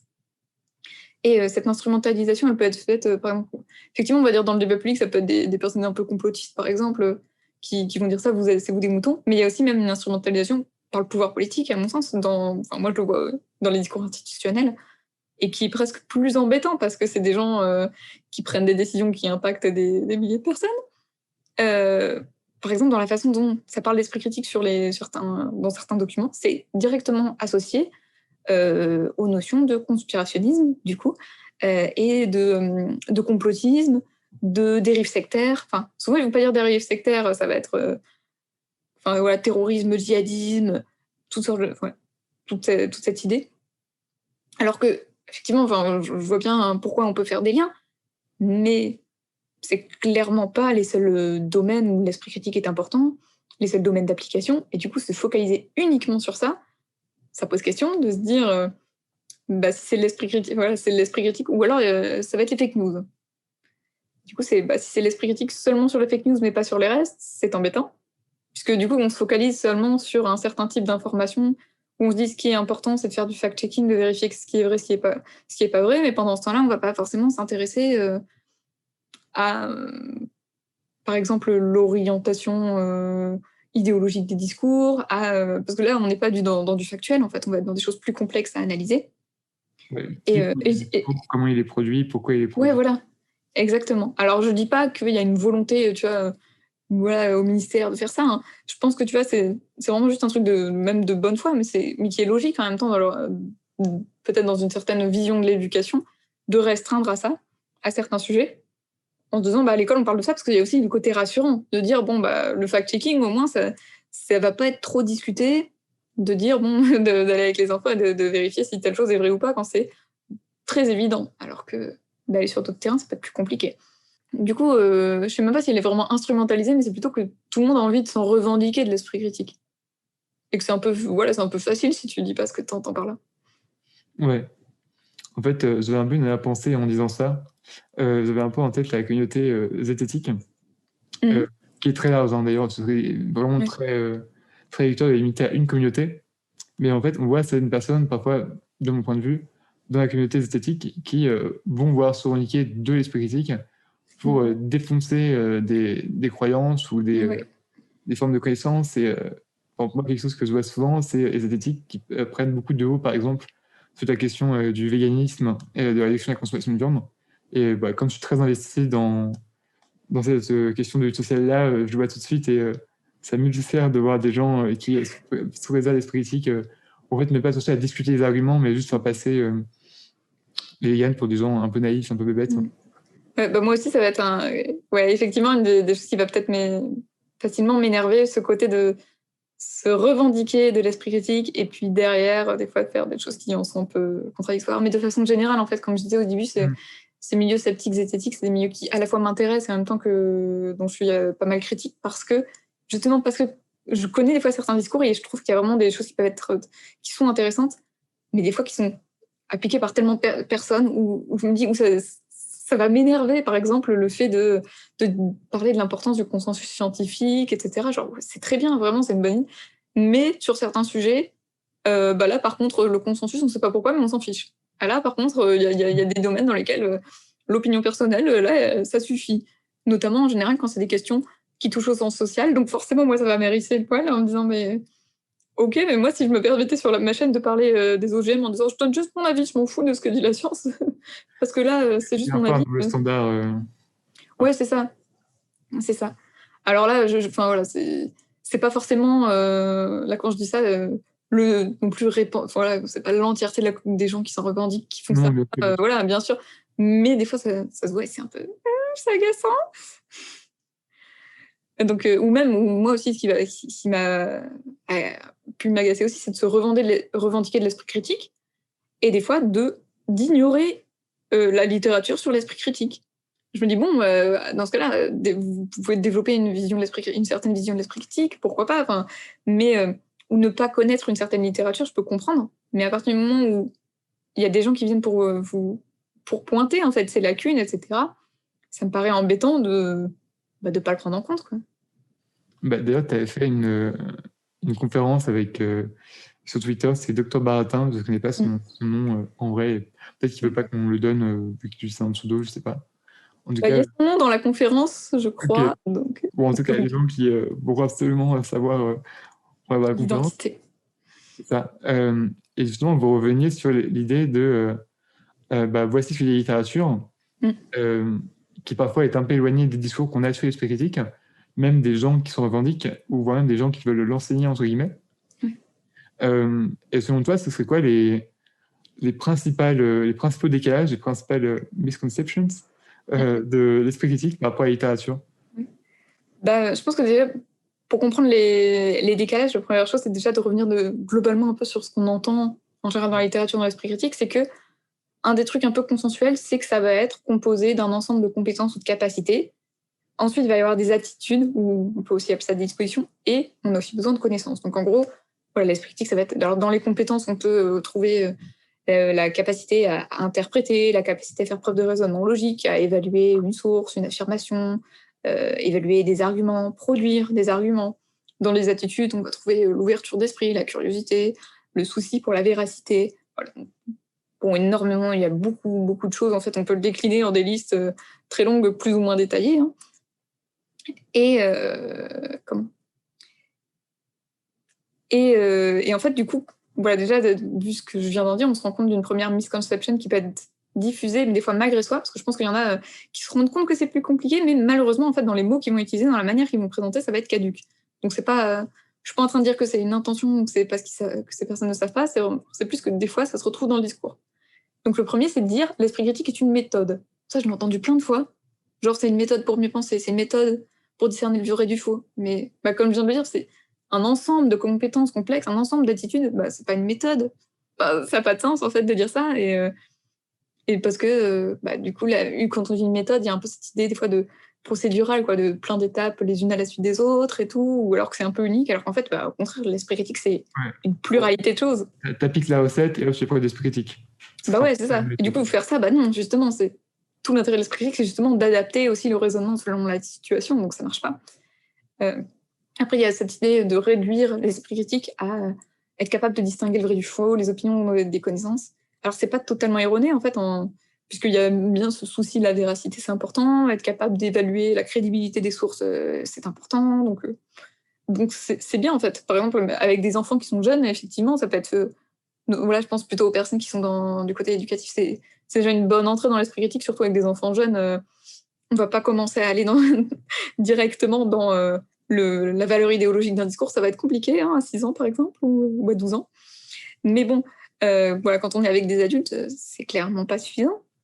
Et donc, à la fois, c'est pas suffisant, et surtout, ça peut poser problème parce que ça restreint l'esprit critique à une application très limitée, et qui du coup restreint l'esprit critique, quoi, parce que l'esprit critique, comme on l'a évoqué un peu tout à l'heure, c'est aussi la pertinence des énoncés, ça peut être l'analyse des effets du discours, que ces effets soient recherchés ou qu'ils ne le soient pas d'ailleurs, l'effet du contexte. Quand on est face à une information, on va aussi s'interroger à qui, par exemple, diffuse cette information, pourquoi cette information est diffusée, parce que finalement, par exemple, même quand on lit la presse, il y a tellement d'informations qui peuvent faire donner lieu à des articles en une journée. Ça interroge de dire pourquoi cette information plus que telle autre, pourquoi elle est mise en avant par un journal et pas telle autre. Voilà. Toutes ces choses-là, elles sont intéressantes à questionner. On peut prendre même un exemple un peu rigolo d'actualité avec des dîners clandestins. On peut se dire, est-ce que c'est vrai qu'il y a des dîners clandestins? On fait du fact-checking, on apprend que c'est vrai. Et si on est dans cette idée que l'esprit critique, c'est distinguer le vrai du faux, on se dit, ça y est, on a distingué le vrai du faux. Et on s'arrête là. Je pense que personne ne dirait ça. On serait d'accord sur le fait qu'il faut peut aller plus loin quand même, s'intéresser au traitement médiatique de cette info, les réactions, la manière dont les personnes visées se sont défendues ou pas. Il y a plein de choses à interroger dans cette situation.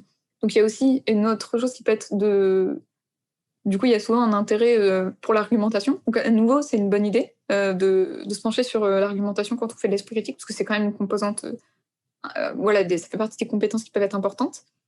Mais c'est aussi produire une argumentation, et pas seulement détecter des mauvais arguments. Des fois, il y a peu tendance à faire ça. À mon avis, c'est aussi parce qu'il y a une forme de facilité à faire ça, parce qu'on peut se faire son petit catalogue de sophismes, de paralogismes, et du coup, ça fait des points, on va dire, faciles à mettre en avant, qu'on peut faire sous forme de petites fiches, qu'on peut faire dans une vidéo, etc. Mais du coup, on revient des fois pas au cœur de « mais pourquoi ? Qu'est-ce qui fait qu'un argument est fallacieux ?» On nous affirme juste que l'appel à la nature, c'est fallacieux. On nous explique d'autres exemples. Et par exemple, moi, je trouve que c'est plus intéressant de se dire ce qui va faire qu'un argument va être considéré comme fallacieux, c'est le fait qu'on a ce qu'on appelle un schème argumentatif, donc c'est un peu la façon dont est construit l'argument, qui n'est pas adapté au contexte, à un certain contexte, donc ce qu'on va appeler par exemple le paraschème, etc. Par exemple, un argument d'autorité ou un appel à la nature, dans certains contextes, ça peut avoir un sens. Faire un argument d'autorité parce que, pour des conseils santé, s'en remettre à son médecin, c'est un argument, c'est une forme d'argument d'autorité, mais ça peut être un bon argument. S'en remettre à son médecin pour des questions d'économie, c'est pas une bonne chose. Voilà. Et donc, du coup, juste avoir un peu, je pense que des fois, c'est un peu bien d'avoir un peu plus parler de l'argumentation au sens un peu plus large, quoi. Et surtout de pas penser qu'il suffit de ne pas commettre de paralogisme pour avoir une bonne argumentation. Un bon argument, ça peut être aussi le fait d'intégrer des contre-arguments dans son argument, en disant oui, alors mon argument il marche, sauf dans le cas où machin truc. En gros, intégrer des réfutations, par exemple, c'est une façon de construire des arguments qui est intéressante. Mais du coup, je pense que pour ça, pour aider des personnes à développer leur argumentation, il faut parler de théorie de l'argumentation au sens plus large. Et on le fait peut-être pas assez. Il y a aussi, à mon sens, une trop forte centration sur les sciences, généralement expérimentales, et souvent, on va dire, la science ou la méthode scientifique au singulier. Alors effectivement, à nouveau, l'enseignement des sciences, l'enseignement scientifique, ça peut contribuer à l'éducation à l'esprit critique.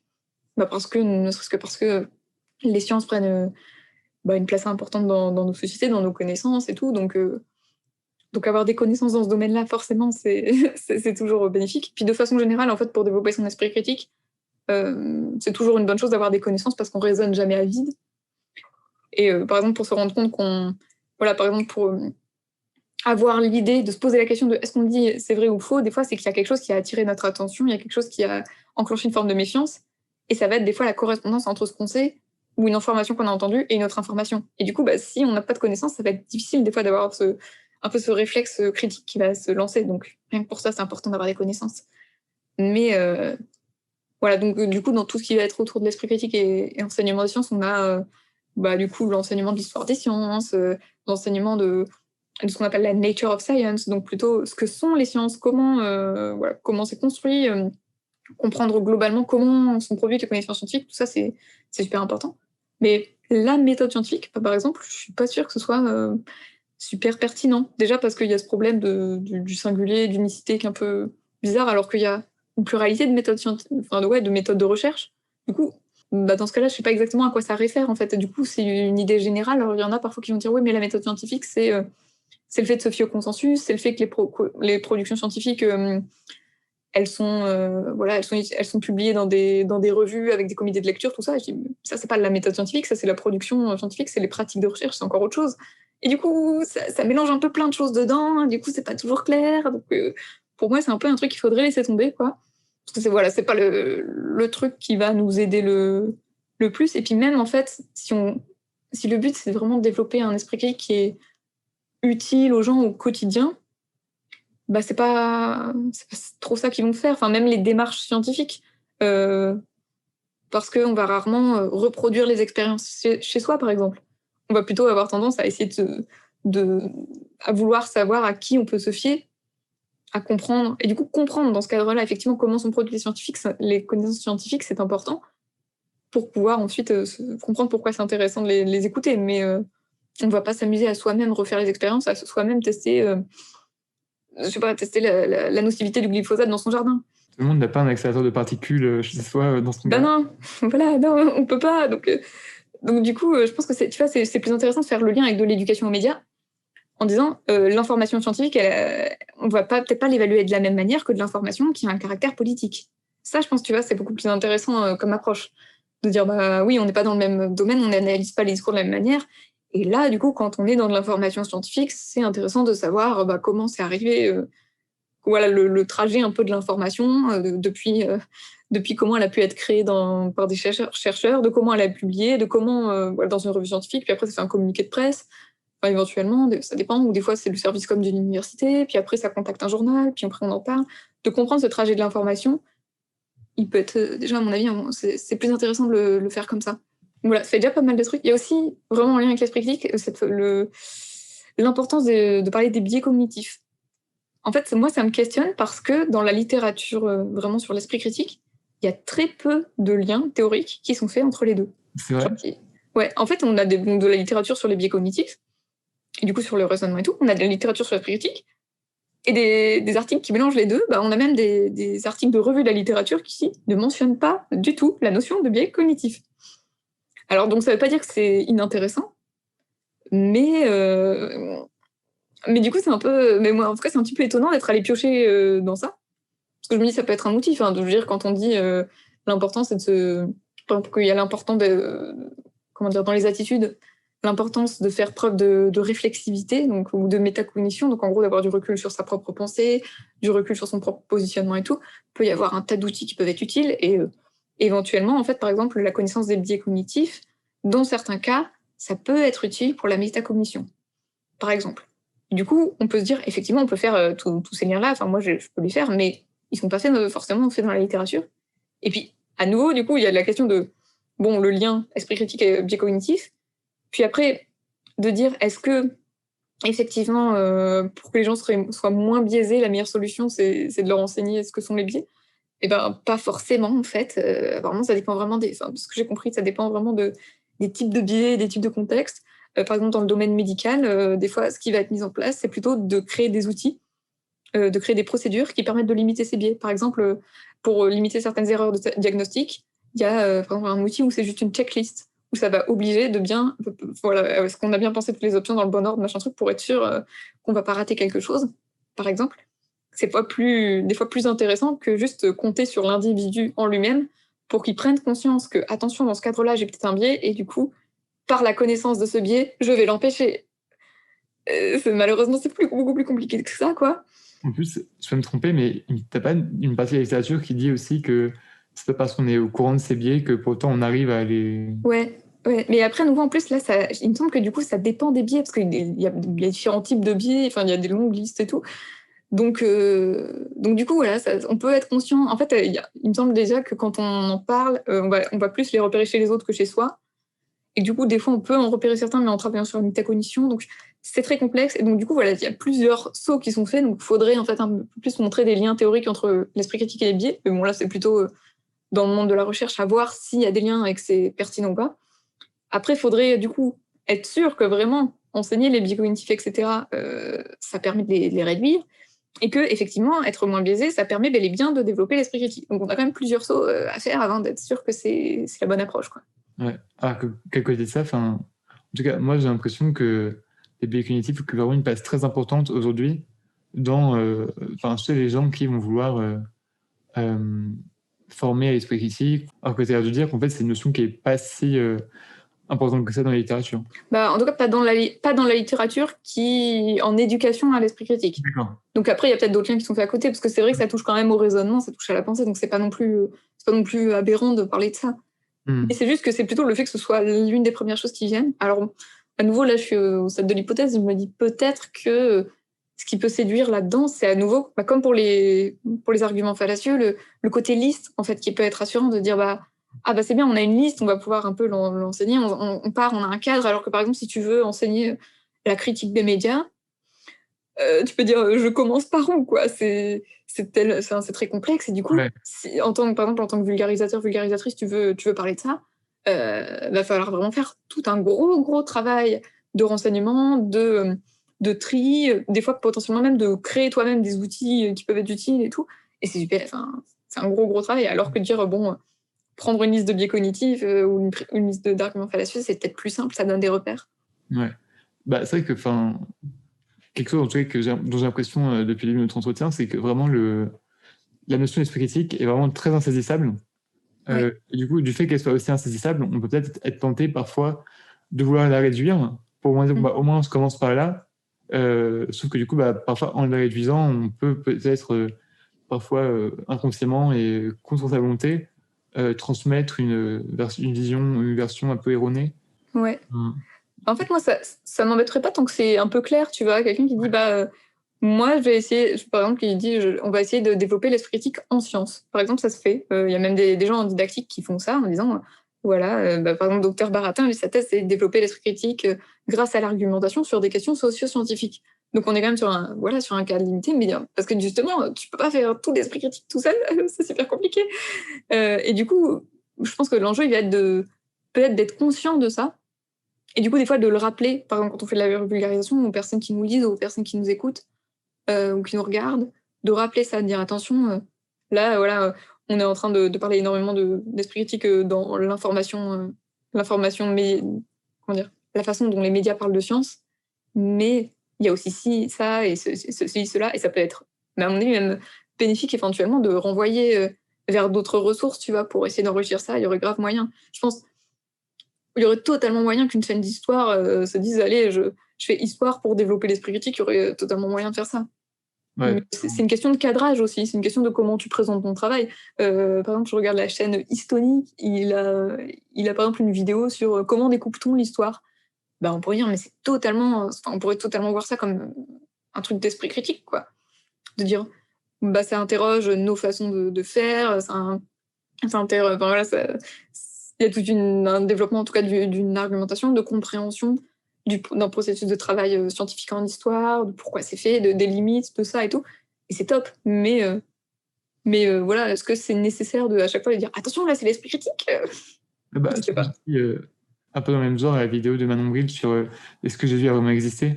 Ouais. Pareil, on pourrait vraiment, ça vient un peu de cours d'initiation à l'esprit critique en histoire aussi. pour d'autres raisons et pour d'autres mécanismes, mais Mm. voilà, je sais plus si elle dit clairement qu'elle fait l'esprit critique dans sa vidéo. Mais bon, c'est très possible qu'elle ne le dise pas, alors que dans les faits, ça pourrait s'en approcher un peu, non? Ouais, bah c'est ça. Bah, là aussi, une de ces vidéos que j'aime beaucoup sur le journal de masturbation d'un prêtre. Alors j'aime bien parce que ça part d'un sujet qui paraît rigolo et trivial. Ouais. En fait, et elle a tout ce travail du coup d'explication, du coup des méthodes de travail en histoire, en disant bah on a ce document, comment on analyse un document, qu'est-ce qu'on en dit, comment on fait le lien avec d'autres choses et tout. Est-ce que voilà, qu'est-ce qui est intéressant dans ce document, parce que c'est vrai que c'est parce qu'elle peut le mettre en lien avec d'autres connaissances qu'elle a en histoire qu'elle peut montrer l'intérêt d'un tel document. Du coup, en expliquant bah, pourquoi est-ce qu'il y avait ce genre de carnet, à quoi ça servait, et du coup remettre, par exemple, voilà, en perspective ce genre de connaissances, et ça c'est top, quoi. Du coup, en prenant beaucoup de pincettes, aujourd'hui, qu'est-ce que dirait la littérature scientifique quant au meilleur moyen d'enseigner, de former l'esprit critique? Est-ce qu'il y a quelques méthodes? Ouais. Alors que bon, avec bien sûr, avec beaucoup de pincettes, pour tous les éléments qu'on a évoqués auparavant, hein, que voilà, c'est insaisissable, ça se divise beaucoup, c'est pour toutes ces raisons. Si par exemple, demain, admettons que j'ai des moyens illimités en temps, en argent, en personnes, et que je me dis, ok, mon seul objectif, c'est de former l'esprit critique, qu'est-ce que je devrais faire, a priori? Alors moi, je suis pas super calée sur vraiment les questions de l'efficacité des méthodes, donc je pourrais pas te dire celle-là, elle marche vraiment mieux parce qu'il y a telle taille d'effet et tout. Et puis surtout, en plus, ça va dépendre du public, parce que Oui, bien forcément, sûr. avec des collégiens, c'est pas la même chose qu'avec des lycéens, etc.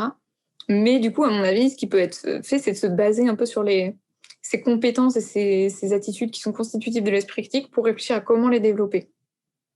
Donc, peut y avoir déjà tout un point qui va être sur déjà cette éducation aux médias et à l'information, où on va pouvoir plutôt, à mon avis, se baser sur les sciences de l'infocom à ce niveau-là, qui peuvent être très très importantes pour, pour comprendre comment est créée l'information, comment elle circule, et du coup apprendre aussi à se renseigner et à comprendre ce qui fait qu'une source est fiable ou pas, et dans quelle mesure on peut lui faire confiance, par exemple. Et du coup, ça aussi, ça demande plein de connaissances dans le domaine, parce que ça demande donc par exemple, comme je disais, de comprendre comment est faite l'information, mais aussi si on veut faire une recherche sur le web, ça demande de comprendre un minimum de ce que c'est le web. Qu'est-ce que c'est ces pages? Qu'est-ce que c'est ces choses qui s'affichent sur mon Pourquoi on ordinateur? affiche telle page en avant plutôt qu'une autre? Ouais. Ou comment ça fonctionne un moteur de recherche? Ouais. C'est des choses quand même. En fait, je pense que les personnes qui sont dans des communautés qui s'intéressent à l'esprit critique prennent pour acquises, mais alors que c'est pas du tout évident, en fait, hein. Parce que et du coup, ça demande déjà d'avoir toute cette maîtrise et cette connaissance, en tout cas voilà, on va dire de l'information, des médias de façon générale.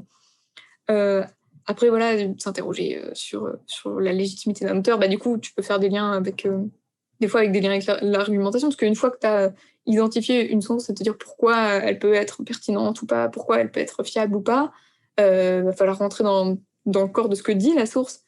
Et là, tu vas peut-être t'intéresser à l'argumentation, mais pas que, parce que tu as des textes qui vont être argumentatifs et d'autres qui vont être juste explicatifs. Quand tu as par exemple un texte qui va juste te résumer ce que contient utile, c'est pas de l'argumentation, c'est de l'explication. Donc c'est un autre type de texte, faut pas tout mélanger. Mais du coup, l'argumentation, ça peut être forcément, à mon avis, une des composantes très intéressantes à travailler. Donc à la fois analyser des textes argumentatifs ou des discussions ou des débats, hein, l'argumentation, elle peut être faite sous différentes formes, mais aussi à s'entraîner à en produire, parce qu'en plus, quand on produit, tu apprends aussi à mieux le voir quand d'autres personnes en font, quoi. Et là, les manières d'envisager l'argumentation vont être importantes. Ça, il y a eu des recherches comme ça sur utiliser les débats en classe avec des élèves pour faire en sorte qu'ils fassent preuve d'esprit critique, mais aussi qu'ils s'approprient les connaissances du cours. Et il y avait l'importance de la façon dont les élèves allaient envisager le débat, puisque les élèves pour qui le dispositif permettait avant tout où l'objectif, c'était de faire triompher ses idées, c'était le but d'avoir raison, etc. Et ben ils allaient pas du tout beaucoup moins essayer de comprendre ce que les autres allaient leur dire. Eux, ils avaient en tout cas une idée de l'argumentation qui était pas la même. Quoi. Et du coup, ils allaient moins développer des compétences critiques, et ils allaient moins en plus s'approprier les connaissances que les élèves pour qui le but c'était de finalement par la discussion d'approfondir leurs connaissances et même des fois de voir ce qu'ils avaient compris ou pas compris, et ben là, ça a eu un intérêt pédagogique beaucoup plus grand. Et du coup, ça revient aussi à cette importance aussi du fait que l'esprit critique, il se développe pas tout seul, malheureusement. Par exemple, quand on est face à des documents, ça a été créé par d'autres personnes, et ça peut être dans la discussion, ça peut être quelque chose de très important, pas n'importe quelle discussion. Et ça rejoint d'ailleurs un outil, des fois, qu'il y a dans les communautés sceptiques. Je sais pas si ça a été étudié, mais par exemple, ça me paraît pas inutile, par exemple, la pratique de l'entretien épistémique, mais qui serait, tu vois, un entretien qui serait pas forcément un entretien, mais presque une discussion épistémique, tu vois. De dire, tu pourrais même discuter avec quelqu'un avec qui tu es d'accord, mais en disant au fondement, et pas seulement d'ailleurs que sur la discussion du bien fondé d'une connaissance, mais même d'une opinion aussi. C'est un peu ça aussi, l'esprit critique, il n'est pas que sur les connaissances, il est aussi sur les opinions, sur la capacité de créer une argumentation sur pourquoi tu défends une idée. Et du coup, de se questionner sur quel argument me paraît bien, me paraît pas bien, pourquoi je pense ça, tiens, essayer de remonter à ces choses-là, et en discutant avec les autres, on s'en rend compte. Par exemple, des fois, j'avais vu ça dans certains documents qui parlaient du fait d'être capable d'évaluer l'information. Ça peut être aussi des fois être capable d'être lucide sur ce qu'on sait ou ce qu'on ne sait pas. Parce que si on n'a pas de besoin d'information, parce qu'on a l'impression qu'on sait déjà, on ne va pas se renseigner. Mais pour savoir qu'on ne sait pas, et ben, en général, on l'apprend parce qu'on se confronte soit à des documents, soit aux autres, en fait. Et donc, il y a cette dimension sociale, en tout cas, de l'esprit critique qui se développe aussi comme ça, quoi. Et je pense que ça peut être intéressant à prendre en compte, quoi. On peut pas c'est très dur de développer son esprit critique tout seul chez soi. Pour aussi, du coup, tous ces aspects de métacognition et réflexivité, parce que parler de nos idées à d'autres personnes ou de nos raisonnements, ça permet aux autres, des fois, de nous faire prendre conscience de ce qu'on dit, parce que déjà, on est obligé de l'exprimer, et aussi de nous faire nous rendre compte des limites ou des failles dans nos raisonnements, parce qu'on l'expose à quelqu'un qui n'a pas accès aux mêmes informations que nous. Et donc, rien que ça, ça peut être des pistes qui peuvent être intéressantes. Il va être aussi de réfléchir et d'essayer de résoudre des problèmes complexes. Donc, voilà, par exemple, la thèse Dr Baratin sur les questions socio-scientifiques. C'est des domaines qui sont très appropriés pour développer l'esprit critique, parce que ça va être des questions qui mêlent plein de dimensions différentes. Par exemple, là, tu parles du véganisme. C'est typiquement le genre de choses qui peut être très intéressante, parce que vas pouvoir prendre en compte la dimension scientifique en disant, on va pouvoir parler nutrition, par exemple. Mais on va pouvoir parler du côté social, on va pouvoir parler du côté économique, on va pouvoir parler du côté plutôt éthique. Et voir, en fait, essayer de prendre en compte plein de dimensions différentes d'une même question, d'un même problème. Et du coup, ça va être former quelque chose d'enrichissant en général, de développer les points de vue comme ça. Enfin, même, finalement, même au sein d'une même personne, parce que quand tu essaies de prendre en compte différentes dimensions d'un problème, tu te rends compte que tu peux être en désaccord avec toi-même, en quelque sorte. Voilà, où ça va créer des tensions, où tu dis, je vois bien que dans cette perspective-là, telle solution est mieux, mais d'un autre côté, si on veut favoriser ça, c'est plutôt telle solution. Comment on arbitre et tout, et ça peut être cool. Ouais. Ou bien parfois, tu vas lire, du coup, c'est pas un débat où intervenant A va dire Y, intervenant B va dire X, qui contredit un peu Y, mais t'as l'impression que les deux ont raison. Et ça arrive tout le temps, ça de lire les débats, mais bon point. Ah non, il a raison en fait. Ah mais en fait, les deux ont raison, comment se fait? Enfin, je trouve que les deux ont raison. Et puis après, il y a effectivement du coup tout côté juste connaissance de façon générale, parce que par exemple là, je te dis, tu veux, imaginons discuter ou débattre des questions de véganisme, faut quand même avoir un minimum de connaissances, parce que tu veux parler de l'aspect scientifique ou de nutrition, faut bien que tu aies un minimum de connaissances sur le sujet. Alors après, le fait d'en parler peut créer ce besoin d'information. Du coup, de dire, tiens, effectivement, est-ce que, se poser la question de, est-ce que vraiment, d'un point de vue de la nutrition, est-ce que c'est dangereux, est-ce que c'est pas dangereux, dans quelle mesure ça l'est, est-ce que c'est accessible à tout le monde, est-ce qu'il y a par exemple des gens qui ont certaines pathologies et pour qui, du coup, ce serait trop dangereux ou pas, ce genre de choses. Et du coup, l'information, en général, on va la chercher parce qu'on a un besoin d'information. Donc, ça peut créer le besoin d'information. Et si en même temps, tu serais dans un idéal où tu peux aussi former les gens à ça, améliorer la recherche d'informations et tout, ça peut créer un tout, tu vois. Ok. C'est mes pistes, informe pas la littérature, mais... Ouais, bon, du coup, là, moi, ce que je conclus, c'est que c'est compliqué, encore une fois. Ouais, c'est compliqué, c'est long. C'est tellement interconnecté avec plein d'autres choses, l'esprit critique, que je peux pas le considérer à part, en fait. Tu peux pas te dire que ex nihilo, tu vas bâtir de l'esprit critique. Tu as vraiment besoin de tout un tas de connaissances, de tout un tas de plein d'autres choses d'ailleurs, sur lesquelles tu peux essayer d'introduire l'esprit critique, mais que ça n'a aucun sens en fait de le considérer à part. C'est ça, ouais. Mais même, c'est aussi ça qui fait que tu peux être capable d'exercer ton esprit critique dans certains domaines et dans d'autres, pas du tout. Moi, tu vas me parler de... Je sais pas, tu parles d'un truc de mécanique, de comment fonctionne un moteur de voiture ou ce genre de choses. Je suis obligée de te croire sur parole parce que j'ai pas de connaissances là-dessus. Et donc, quelqu'un pourrait me dire un peu n'importe quoi sans que je vois, parce que aussi, j'ai pas de connaissances préalables. Donc, s'il y a des incohérences, je vais pas voir les incohérences, à part si la personne est incohérente elle-même, forcément, dans ses propos, où là, tu vas peut-être voir. Après, il y a du coup toute cette question de la transférabilité, on va dire, des compétences. C'est un mot qu'on va utiliser des fois en didactique, en gros, de dire, si tu arrives à repérer les incohérences, par exemple, dans un texte, est-ce que après tu arrives à repérer les incohérences dans un discours? C'est pas exactement la même chose, ça prend du temps, mais du coup, de proche en proche, tu peux y arriver.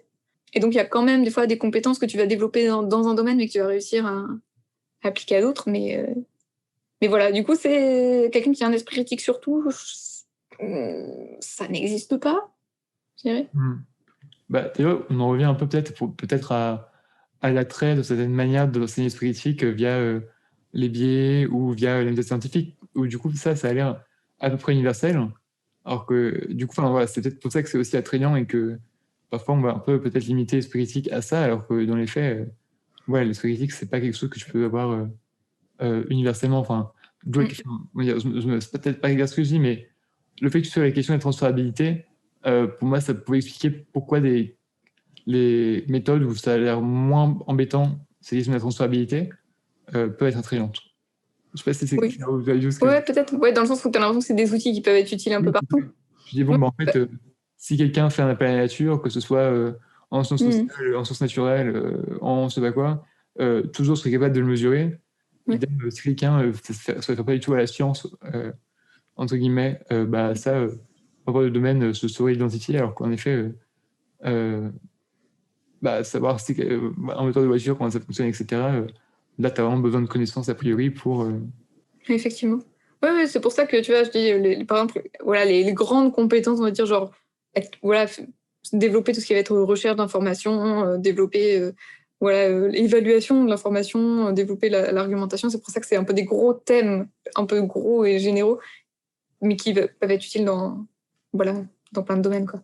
Et après, tu vas retrouver des spécificités, parce que, par exemple, rechercher de l'information de façon générale, un peu dans la vie quotidienne, en faisant une recherche sur le web, c'est pas exactement la même chose que rechercher de l'information quand tu fais de la recherche de façon professionnelle et où du coup tu dois aussi connaître des bases de données où il y a des articles, tu dois connaître les différents types d'articles, il y a plein d'autres indices et d'autres choses que tu vas utiliser mais qui sont pas qui sont pas non plus super nécessaires à la grande majorité de la population, parce qu'après ça va être chacun selon son domaine d'expertise, son domaine professionnel ou associatif ou peu importe quoi.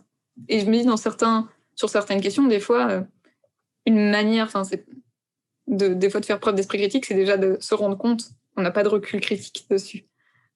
Paradoxalement, quoi, de dire, ok, là on me dit des trucs, je me rends bien compte que je suis pas capable d'évaluer ce qu'on me dit, et du coup, se dire que si on veut prendre du recul, il va falloir faire appel à un tiers, quoi, par exemple, ou essayer de se renseigner plus. Essayer d'avoir conscience de l'étendue de sa Son ignorance. Ouais, de sa connaissance et de son ignorance. Peut-être un point qu'on n'a pas trop abordé, mais qui me semble t'intéresse, c'est la question de l'evidence-based education, avec mon meilleur accent. Donc, une fois que tu t'intéresses, est-ce que tu pourrais peut-être nous expliquer un peu ce que c'est, et en quoi ça se distingue de ce qui serait pas de l'evidence-based education, Ouais. et peut-être les limites un peu de cette approche. Ouais, en fait, moi, ce qui m'intéresse, en fait, on va dire dans l'evidence-based education, c'est plutôt la manière dont c'est présenté et, en gros, le rapport que ça a avec les sciences de l'éducation. Parce qu'en fait, justement, à force d'être dans les milieux sceptiques, etc., je remarque que beaucoup de personnes, en tout cas, qui s'intéressent à ces choses-là, vont aussi s'intéresser à tout le mouvement evidence-based, mais de façon générale, parce qu'on va avoir l'evidence-based medicine, l'evidence-based policy, et maintenant on a aussi l'evidence-based education.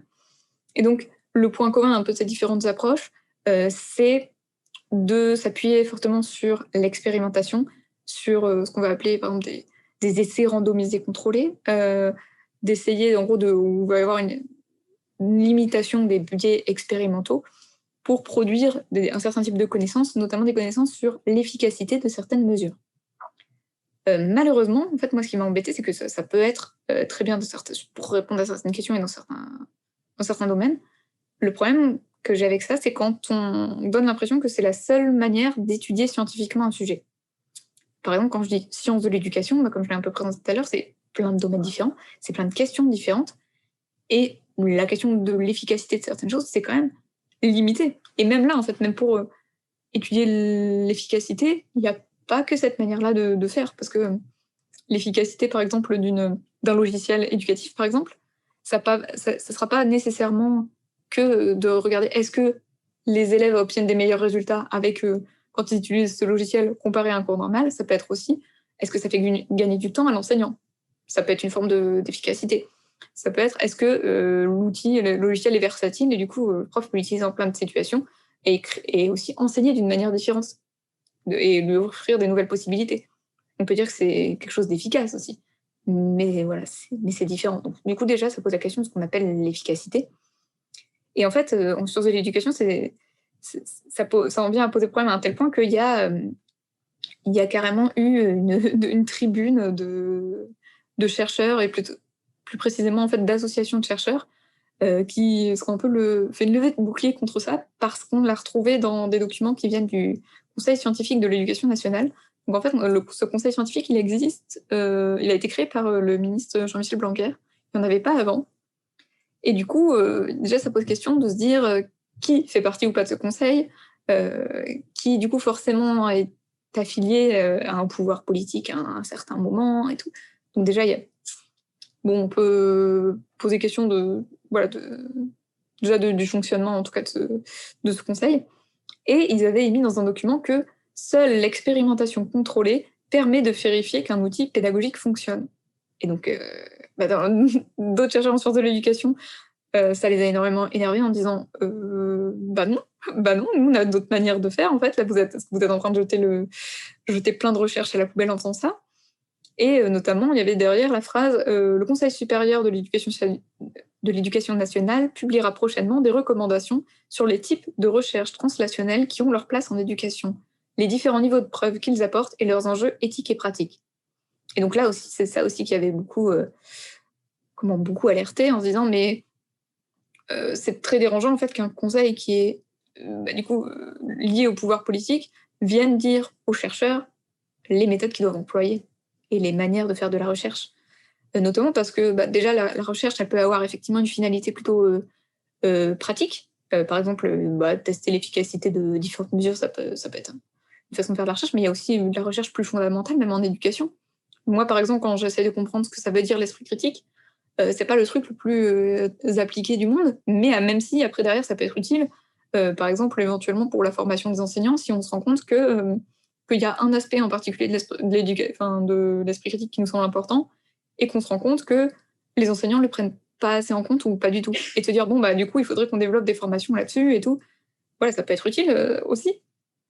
Donc il y a ça, voilà, plein de petits problèmes autour de ça, et même le nom en fait, le evidence-based education, qui du coup est evidence, et peut être traduit soit par données probantes, mais qui est souvent traduit par la notion de preuve.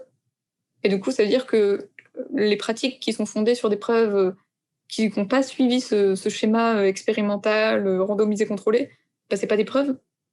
Et du coup, là aussi, c'est embêtant en fait pour d'autres types de recherches qui vont dire moi je fais de la sociologie de l'éducation, pour les gens qui font de la sociologie de l'éducation, ils me disent on fait pas du tout ça en fait, quand on va chercher à comprendre comment se créent les inégalités sociales dans l'éducation, on va pas être du tout, ça n'a pas trop de sens de faire des idées, un truc expérimental, randomisé, contrôlé. On va pas prendre des enfants à la naissance, les arracher à leur famille et dire toi on va te mettre dans une famille d'ouvriers, toi tu vas être dans une famille de cadre supérieur et puis on va voir les résultats. Ça n'a aucun sens.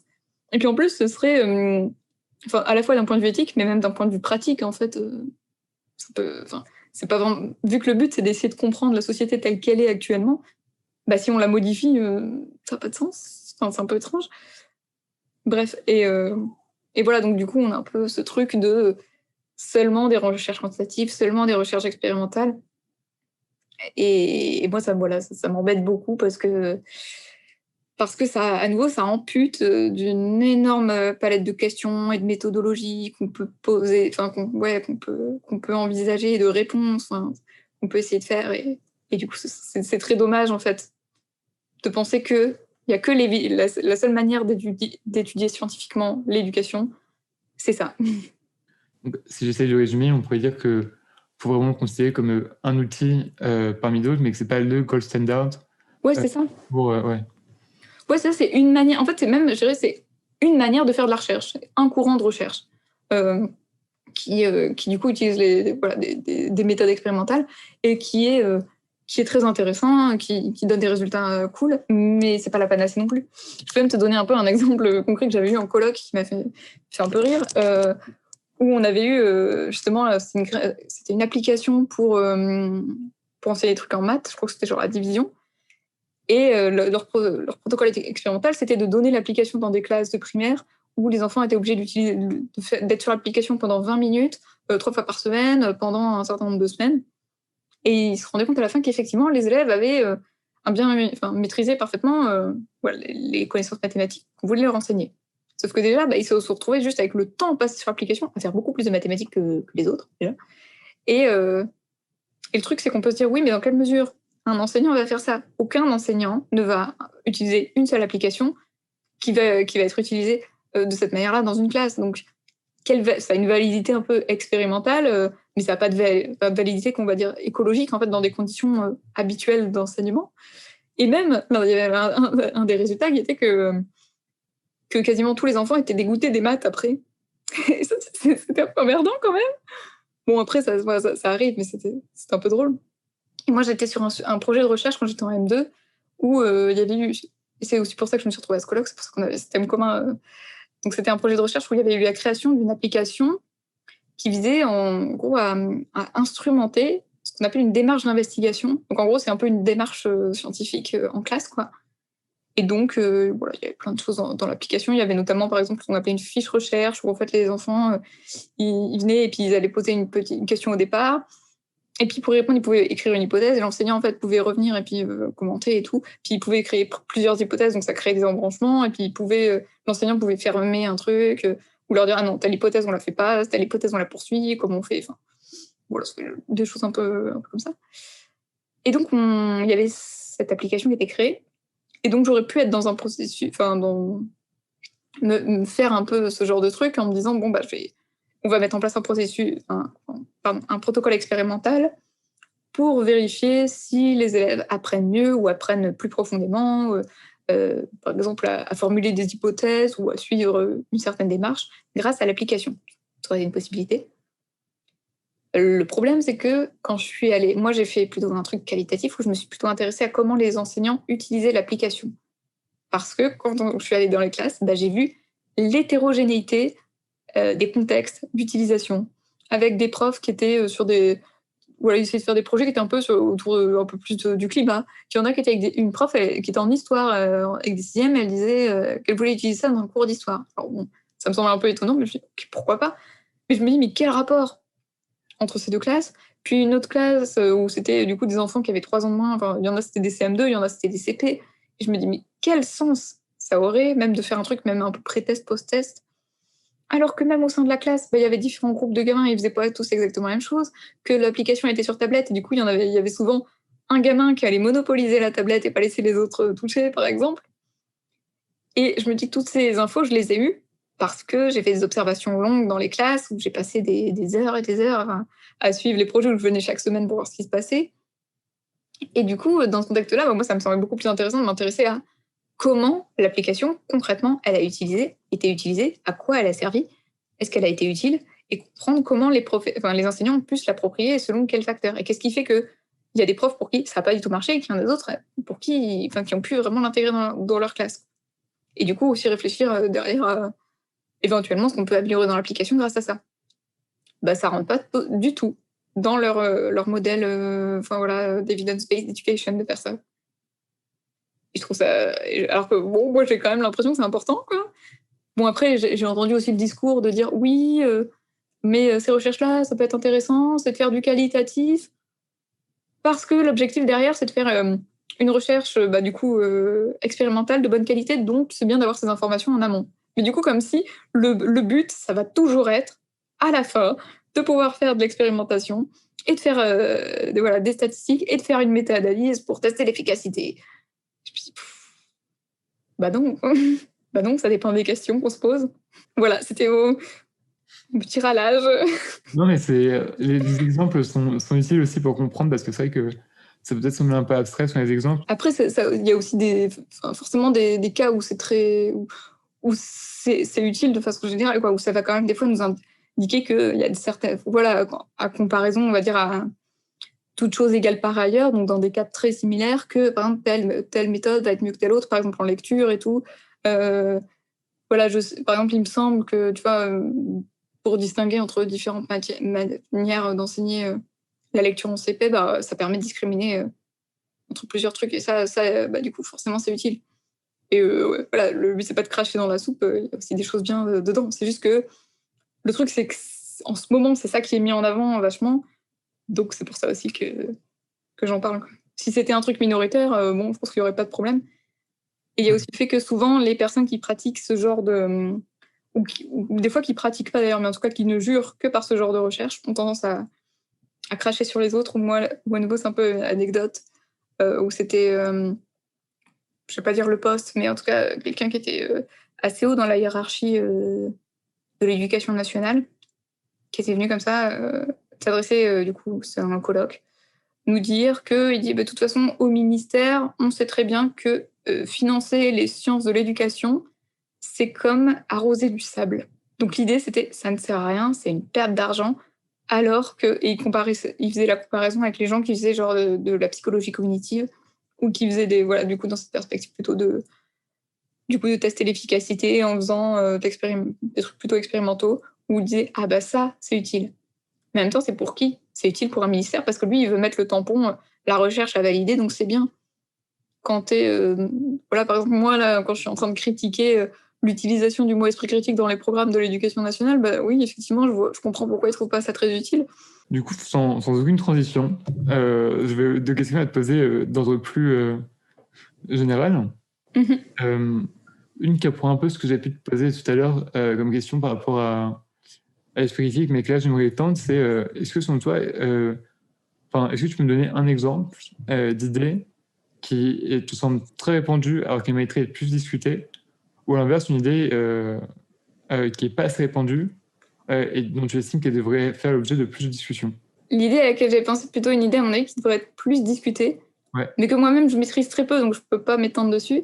Ouais. C'est l'idée de justice restaurative, qu'on peut aussi parfois appeler la justice réparatrice, où en gros, l'idée, c'est de penser la justice autrement, avec un côté très conséquentialiste, en fait, de se dire, ne pas être seulement dans le côté punitif, avec en plus une association automatique de tu fais tel crime, ça peut être telle ou telle poursuite, etc. Mais penser du coup forcément à un objectif de rétribution, de réparation, et d'inclure en fait les victimes qui peuvent jouer un rôle majeur dans la manière dont va être jugé un crime, un délit, etc. Et donc moi, les exemples que j'avais vus, si je me souviens bien, c'était par exemple que ça peut être très utile dans les cas par exemple, de viols conjugaux ou d'inceste. Donc c'est des cas horribles, hein, mais parce que ça va être des cas où, par exemple, on va avoir des victimes qui ne vont pas porter plainte. Bon, après, dans le cas tout ce qui va être agression sexuelle envers les femmes, de façon générale, de toute façon, il y a beaucoup d'autres freins, il n'y a pas que ça, hein, mais ça peut être un des facteurs de ne pas oser porter plainte parce que les conséquences peuvent être très importantes. Et en disant, mais en fait, ça bloque la victime qui, par exemple, ne voudrait pas que, surtout par exemple, son conjoint ou ex-conjoint aille en prison pour telle chose, ou notamment, par exemple, les affaires d'inceste, ça peut être très très dur, c'est quelqu'un de sa famille. Et du coup, ça fait qu'on reste dans cet entre-deux de personnes qui, du coup, vont pas obtenir réparation parce que ce serait trop dur, parce que ce serait trop lourd et tout. Et du coup, des gens qui réfléchissent à ça en disant, faut qu'on trouve d'autres choses. Ou réfléchir aussi à notre façon de gérer les prisons, en disant, oui, mais si c'est juste rester des années en prison, mais qu'à la fin tu sors et ça ne change rien à ce qui s'est passé, et que la personne, elle retombe, elle recommet les mêmes choses, ou il y a les mêmes problèmes qui restent, quelle utilité?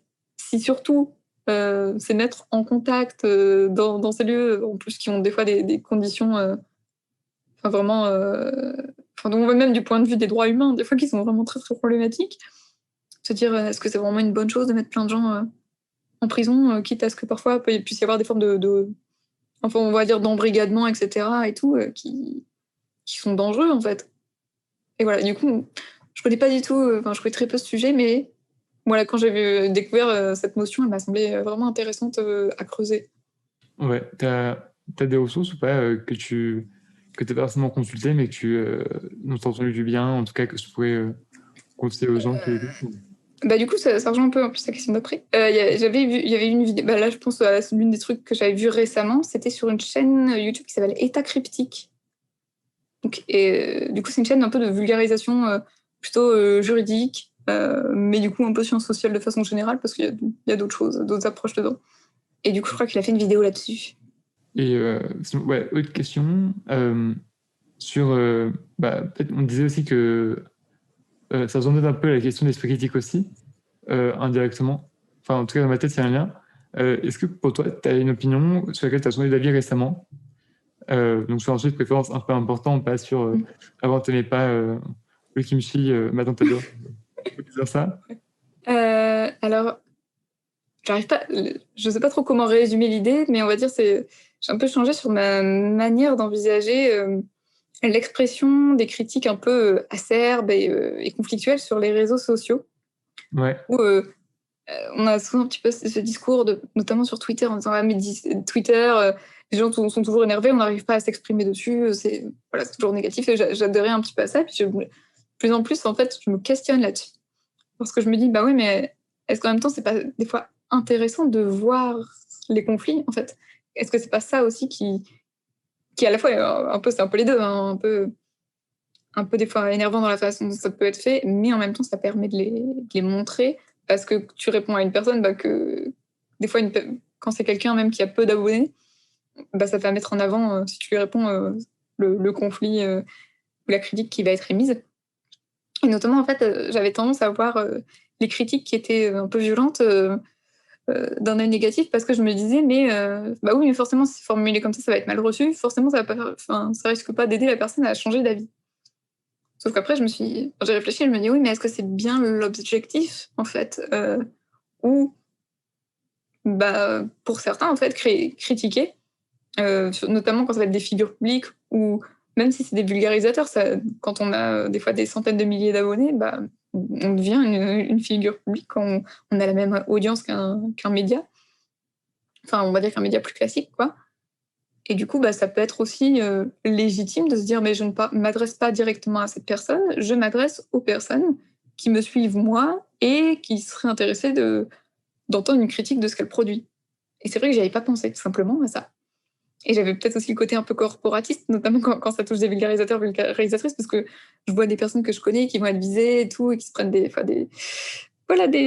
commentaires pas toujours formés de manière super sympathique, mais en même temps, prendre sur soi pour formuler ça d'une manière, on va dire, châtiée, etc., prendre des pincettes, c'est aussi tout un travail à faire, en gros, supplémentaire, alors que pour porter la critique, et qui en plus ne garantit des fois pas qu'elle va être écoutée, des fois même encore moins, justement parce qu'il y a ce déséquilibre d'influence et d'audience, quand tu as quelqu'un qui trouve que vraiment qu'il y a un gros problème dans ce que tu dis, ou que que tu balances vraiment soit dans le traitement d'un sujet, soit dans tes sources, soit dans peu importe, qui le voit et qui essaie de se faire entendre, mais qui le dit gentiment, peut-être que tu vas jamais soit le voir, soit l'entendre, soit répondre. Alors qu'à partir du moment où, des fois, malheureusement, où les personnes finissent par râler, là, on les voit.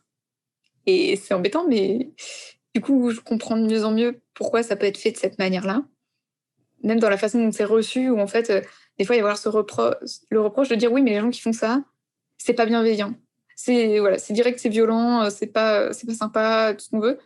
Sauf que refuser des fois d'écouter une critique parce qu'elle est formulée de manière un peu violente ou très conflictuelle, c'est pas super bienveillant non plus. Tu vois, de dire je ne t'écoute pas parce que tu t'es énervé. Et voilà, du coup, c'est un peu plein de petits éléments comme ça qui m'ont fait un peu changer d'avis là-dessus. Donc autant c'est pas un mode de communication que je vais employer, ou alors ça va être très rare, mais Mais voilà, mon regard dessus a vachement changé, je pense. Ouais, et du coup, maintenant, c'est des fois, je vais plus regarder la manière dont ça va être pris par la personne qui se prend cette critique. De dire, est-ce qu'elle-même, elle essaye de désamorcer la situation parce qu'elle voit que la personne en face est énervée et d'essayer de comprendre pourquoi la personne est énervée? Ou alors est-ce qu'elle dit, t'es énervé, je te parle pas? Ou alors est-ce qu'elle s'énerve aussi? Parce que, enfin voilà, je veux dire, quand on est soi-même avec une grosse audience, bah, on pourrait Ok. dire aussi, bah, c'est à toi de prendre sur toi. Peut-être, du coup, ça, j'aimerais finir cet entretien avec la question que je pose systématiquement à chaque fois, qui est celle de 3 ressources. Donc vraiment apprendre au sens varié, ça peut être des livres, des vidéos, un PowerPoint que tu as trouvé quelque part, peu importe, 3 ressources que tu pourrais suggérer aux personnes qui nous écoutent. Et ouais, dedans, n'hésite pas à inclure par exemple ton livre préféré ou son article préféré, en tout cas une ressource qui t'a marqué. Et voilà, 3 ressources que tu conseillerais aux gens qui nous écoutent et pourquoi tu les conseillerais? Alors, je vais pas mettre du coup, de ressources scientifiques parce que c'est pas toujours très accessible. Je vais essayer de rester sur des ressources qui sont accessibles gratuitement sur Internet. Ouais. Donc du coup, la chaîne YouTube que j'ai mentionnée tout à l'heure est Acryptique, que j'ai découverte récemment et qui du coup, à mon avis, là, est en train de parler pas mal d'éducation aux médias et à mon avis, propose du coup d'autres outils, des approches intéressantes ou des fois en tout cas, va un peu plus loin que ce qu'on entend, en tout cas dans les milieux plutôt sceptiques. C'est pas forcément en contradiction, des fois c'est juste plus approfondi, donc je pense que c'est vraiment quelque chose d'intéressant à aller regarder si ça vous intéresse. Après, du coup, un autre type de ressource, euh, un jeu qui s'appelle Expédition Sagesse, qui a été développé par l'association Efficience et qui est accessible en ligne. Et c'est un jeu à la base qui a été conçu pour faire de la philosophie pour enfants. Et justement, la philosophie pour enfants, c'est super pour développer leur esprit critique. Et en fait, dans ce jeu, il y a notamment des cartes de questions auxquelles les enfants doivent réfléchir et qui, à mon sens, sont super aussi pour des adultes. Donc la formulation, des fois, est un peu simple, mais ça peut faire un super jeu de discussion ou jeu de soirée. Par exemple, je me rappelle, l'une des questions, c'était, par exemple, est-ce que d'autres personnes peuvent avoir des droits sur ton corps? Explique. Et voilà, c'est formulé très simplement, mais ça peut amener des réflexions très intéressantes sur, en fait, sur plein d'enjeux, même contemporains. Par exemple, en ce moment, avec la crise du Covid, on peut obliger les gens à porter des masques, on peut recommander de se faire vacciner, etc. Ça pose la question, du coup, de la limite qu'on a de notre propre corps. Et pourtant, en même temps, on aurait tendance à dire spontanément, bah non, je fais ce que je veux de mon corps et tout, et de se rendre compte qu'en fait, c'est pas exactement le cas, c'est vachement compliqué, en fait. Voilà, donc plein de questions que je trouve top dans ce jeu. Et du coup, un blog pour les gens qui s'intéressent aux sciences sociales, c'est le blog du sociologue Denis Colombi qui s'appelle Une heure de peine. Et voilà, c'est un blog qu'il a depuis des années et du coup, qui aborde plein de sujets différents. Et en général, c'est fait de manière, à mon avis, je trouve accessible pour le plus grand monde. Et du coup, je trouve ça vraiment top. Ok, trop bien. Merci beaucoup.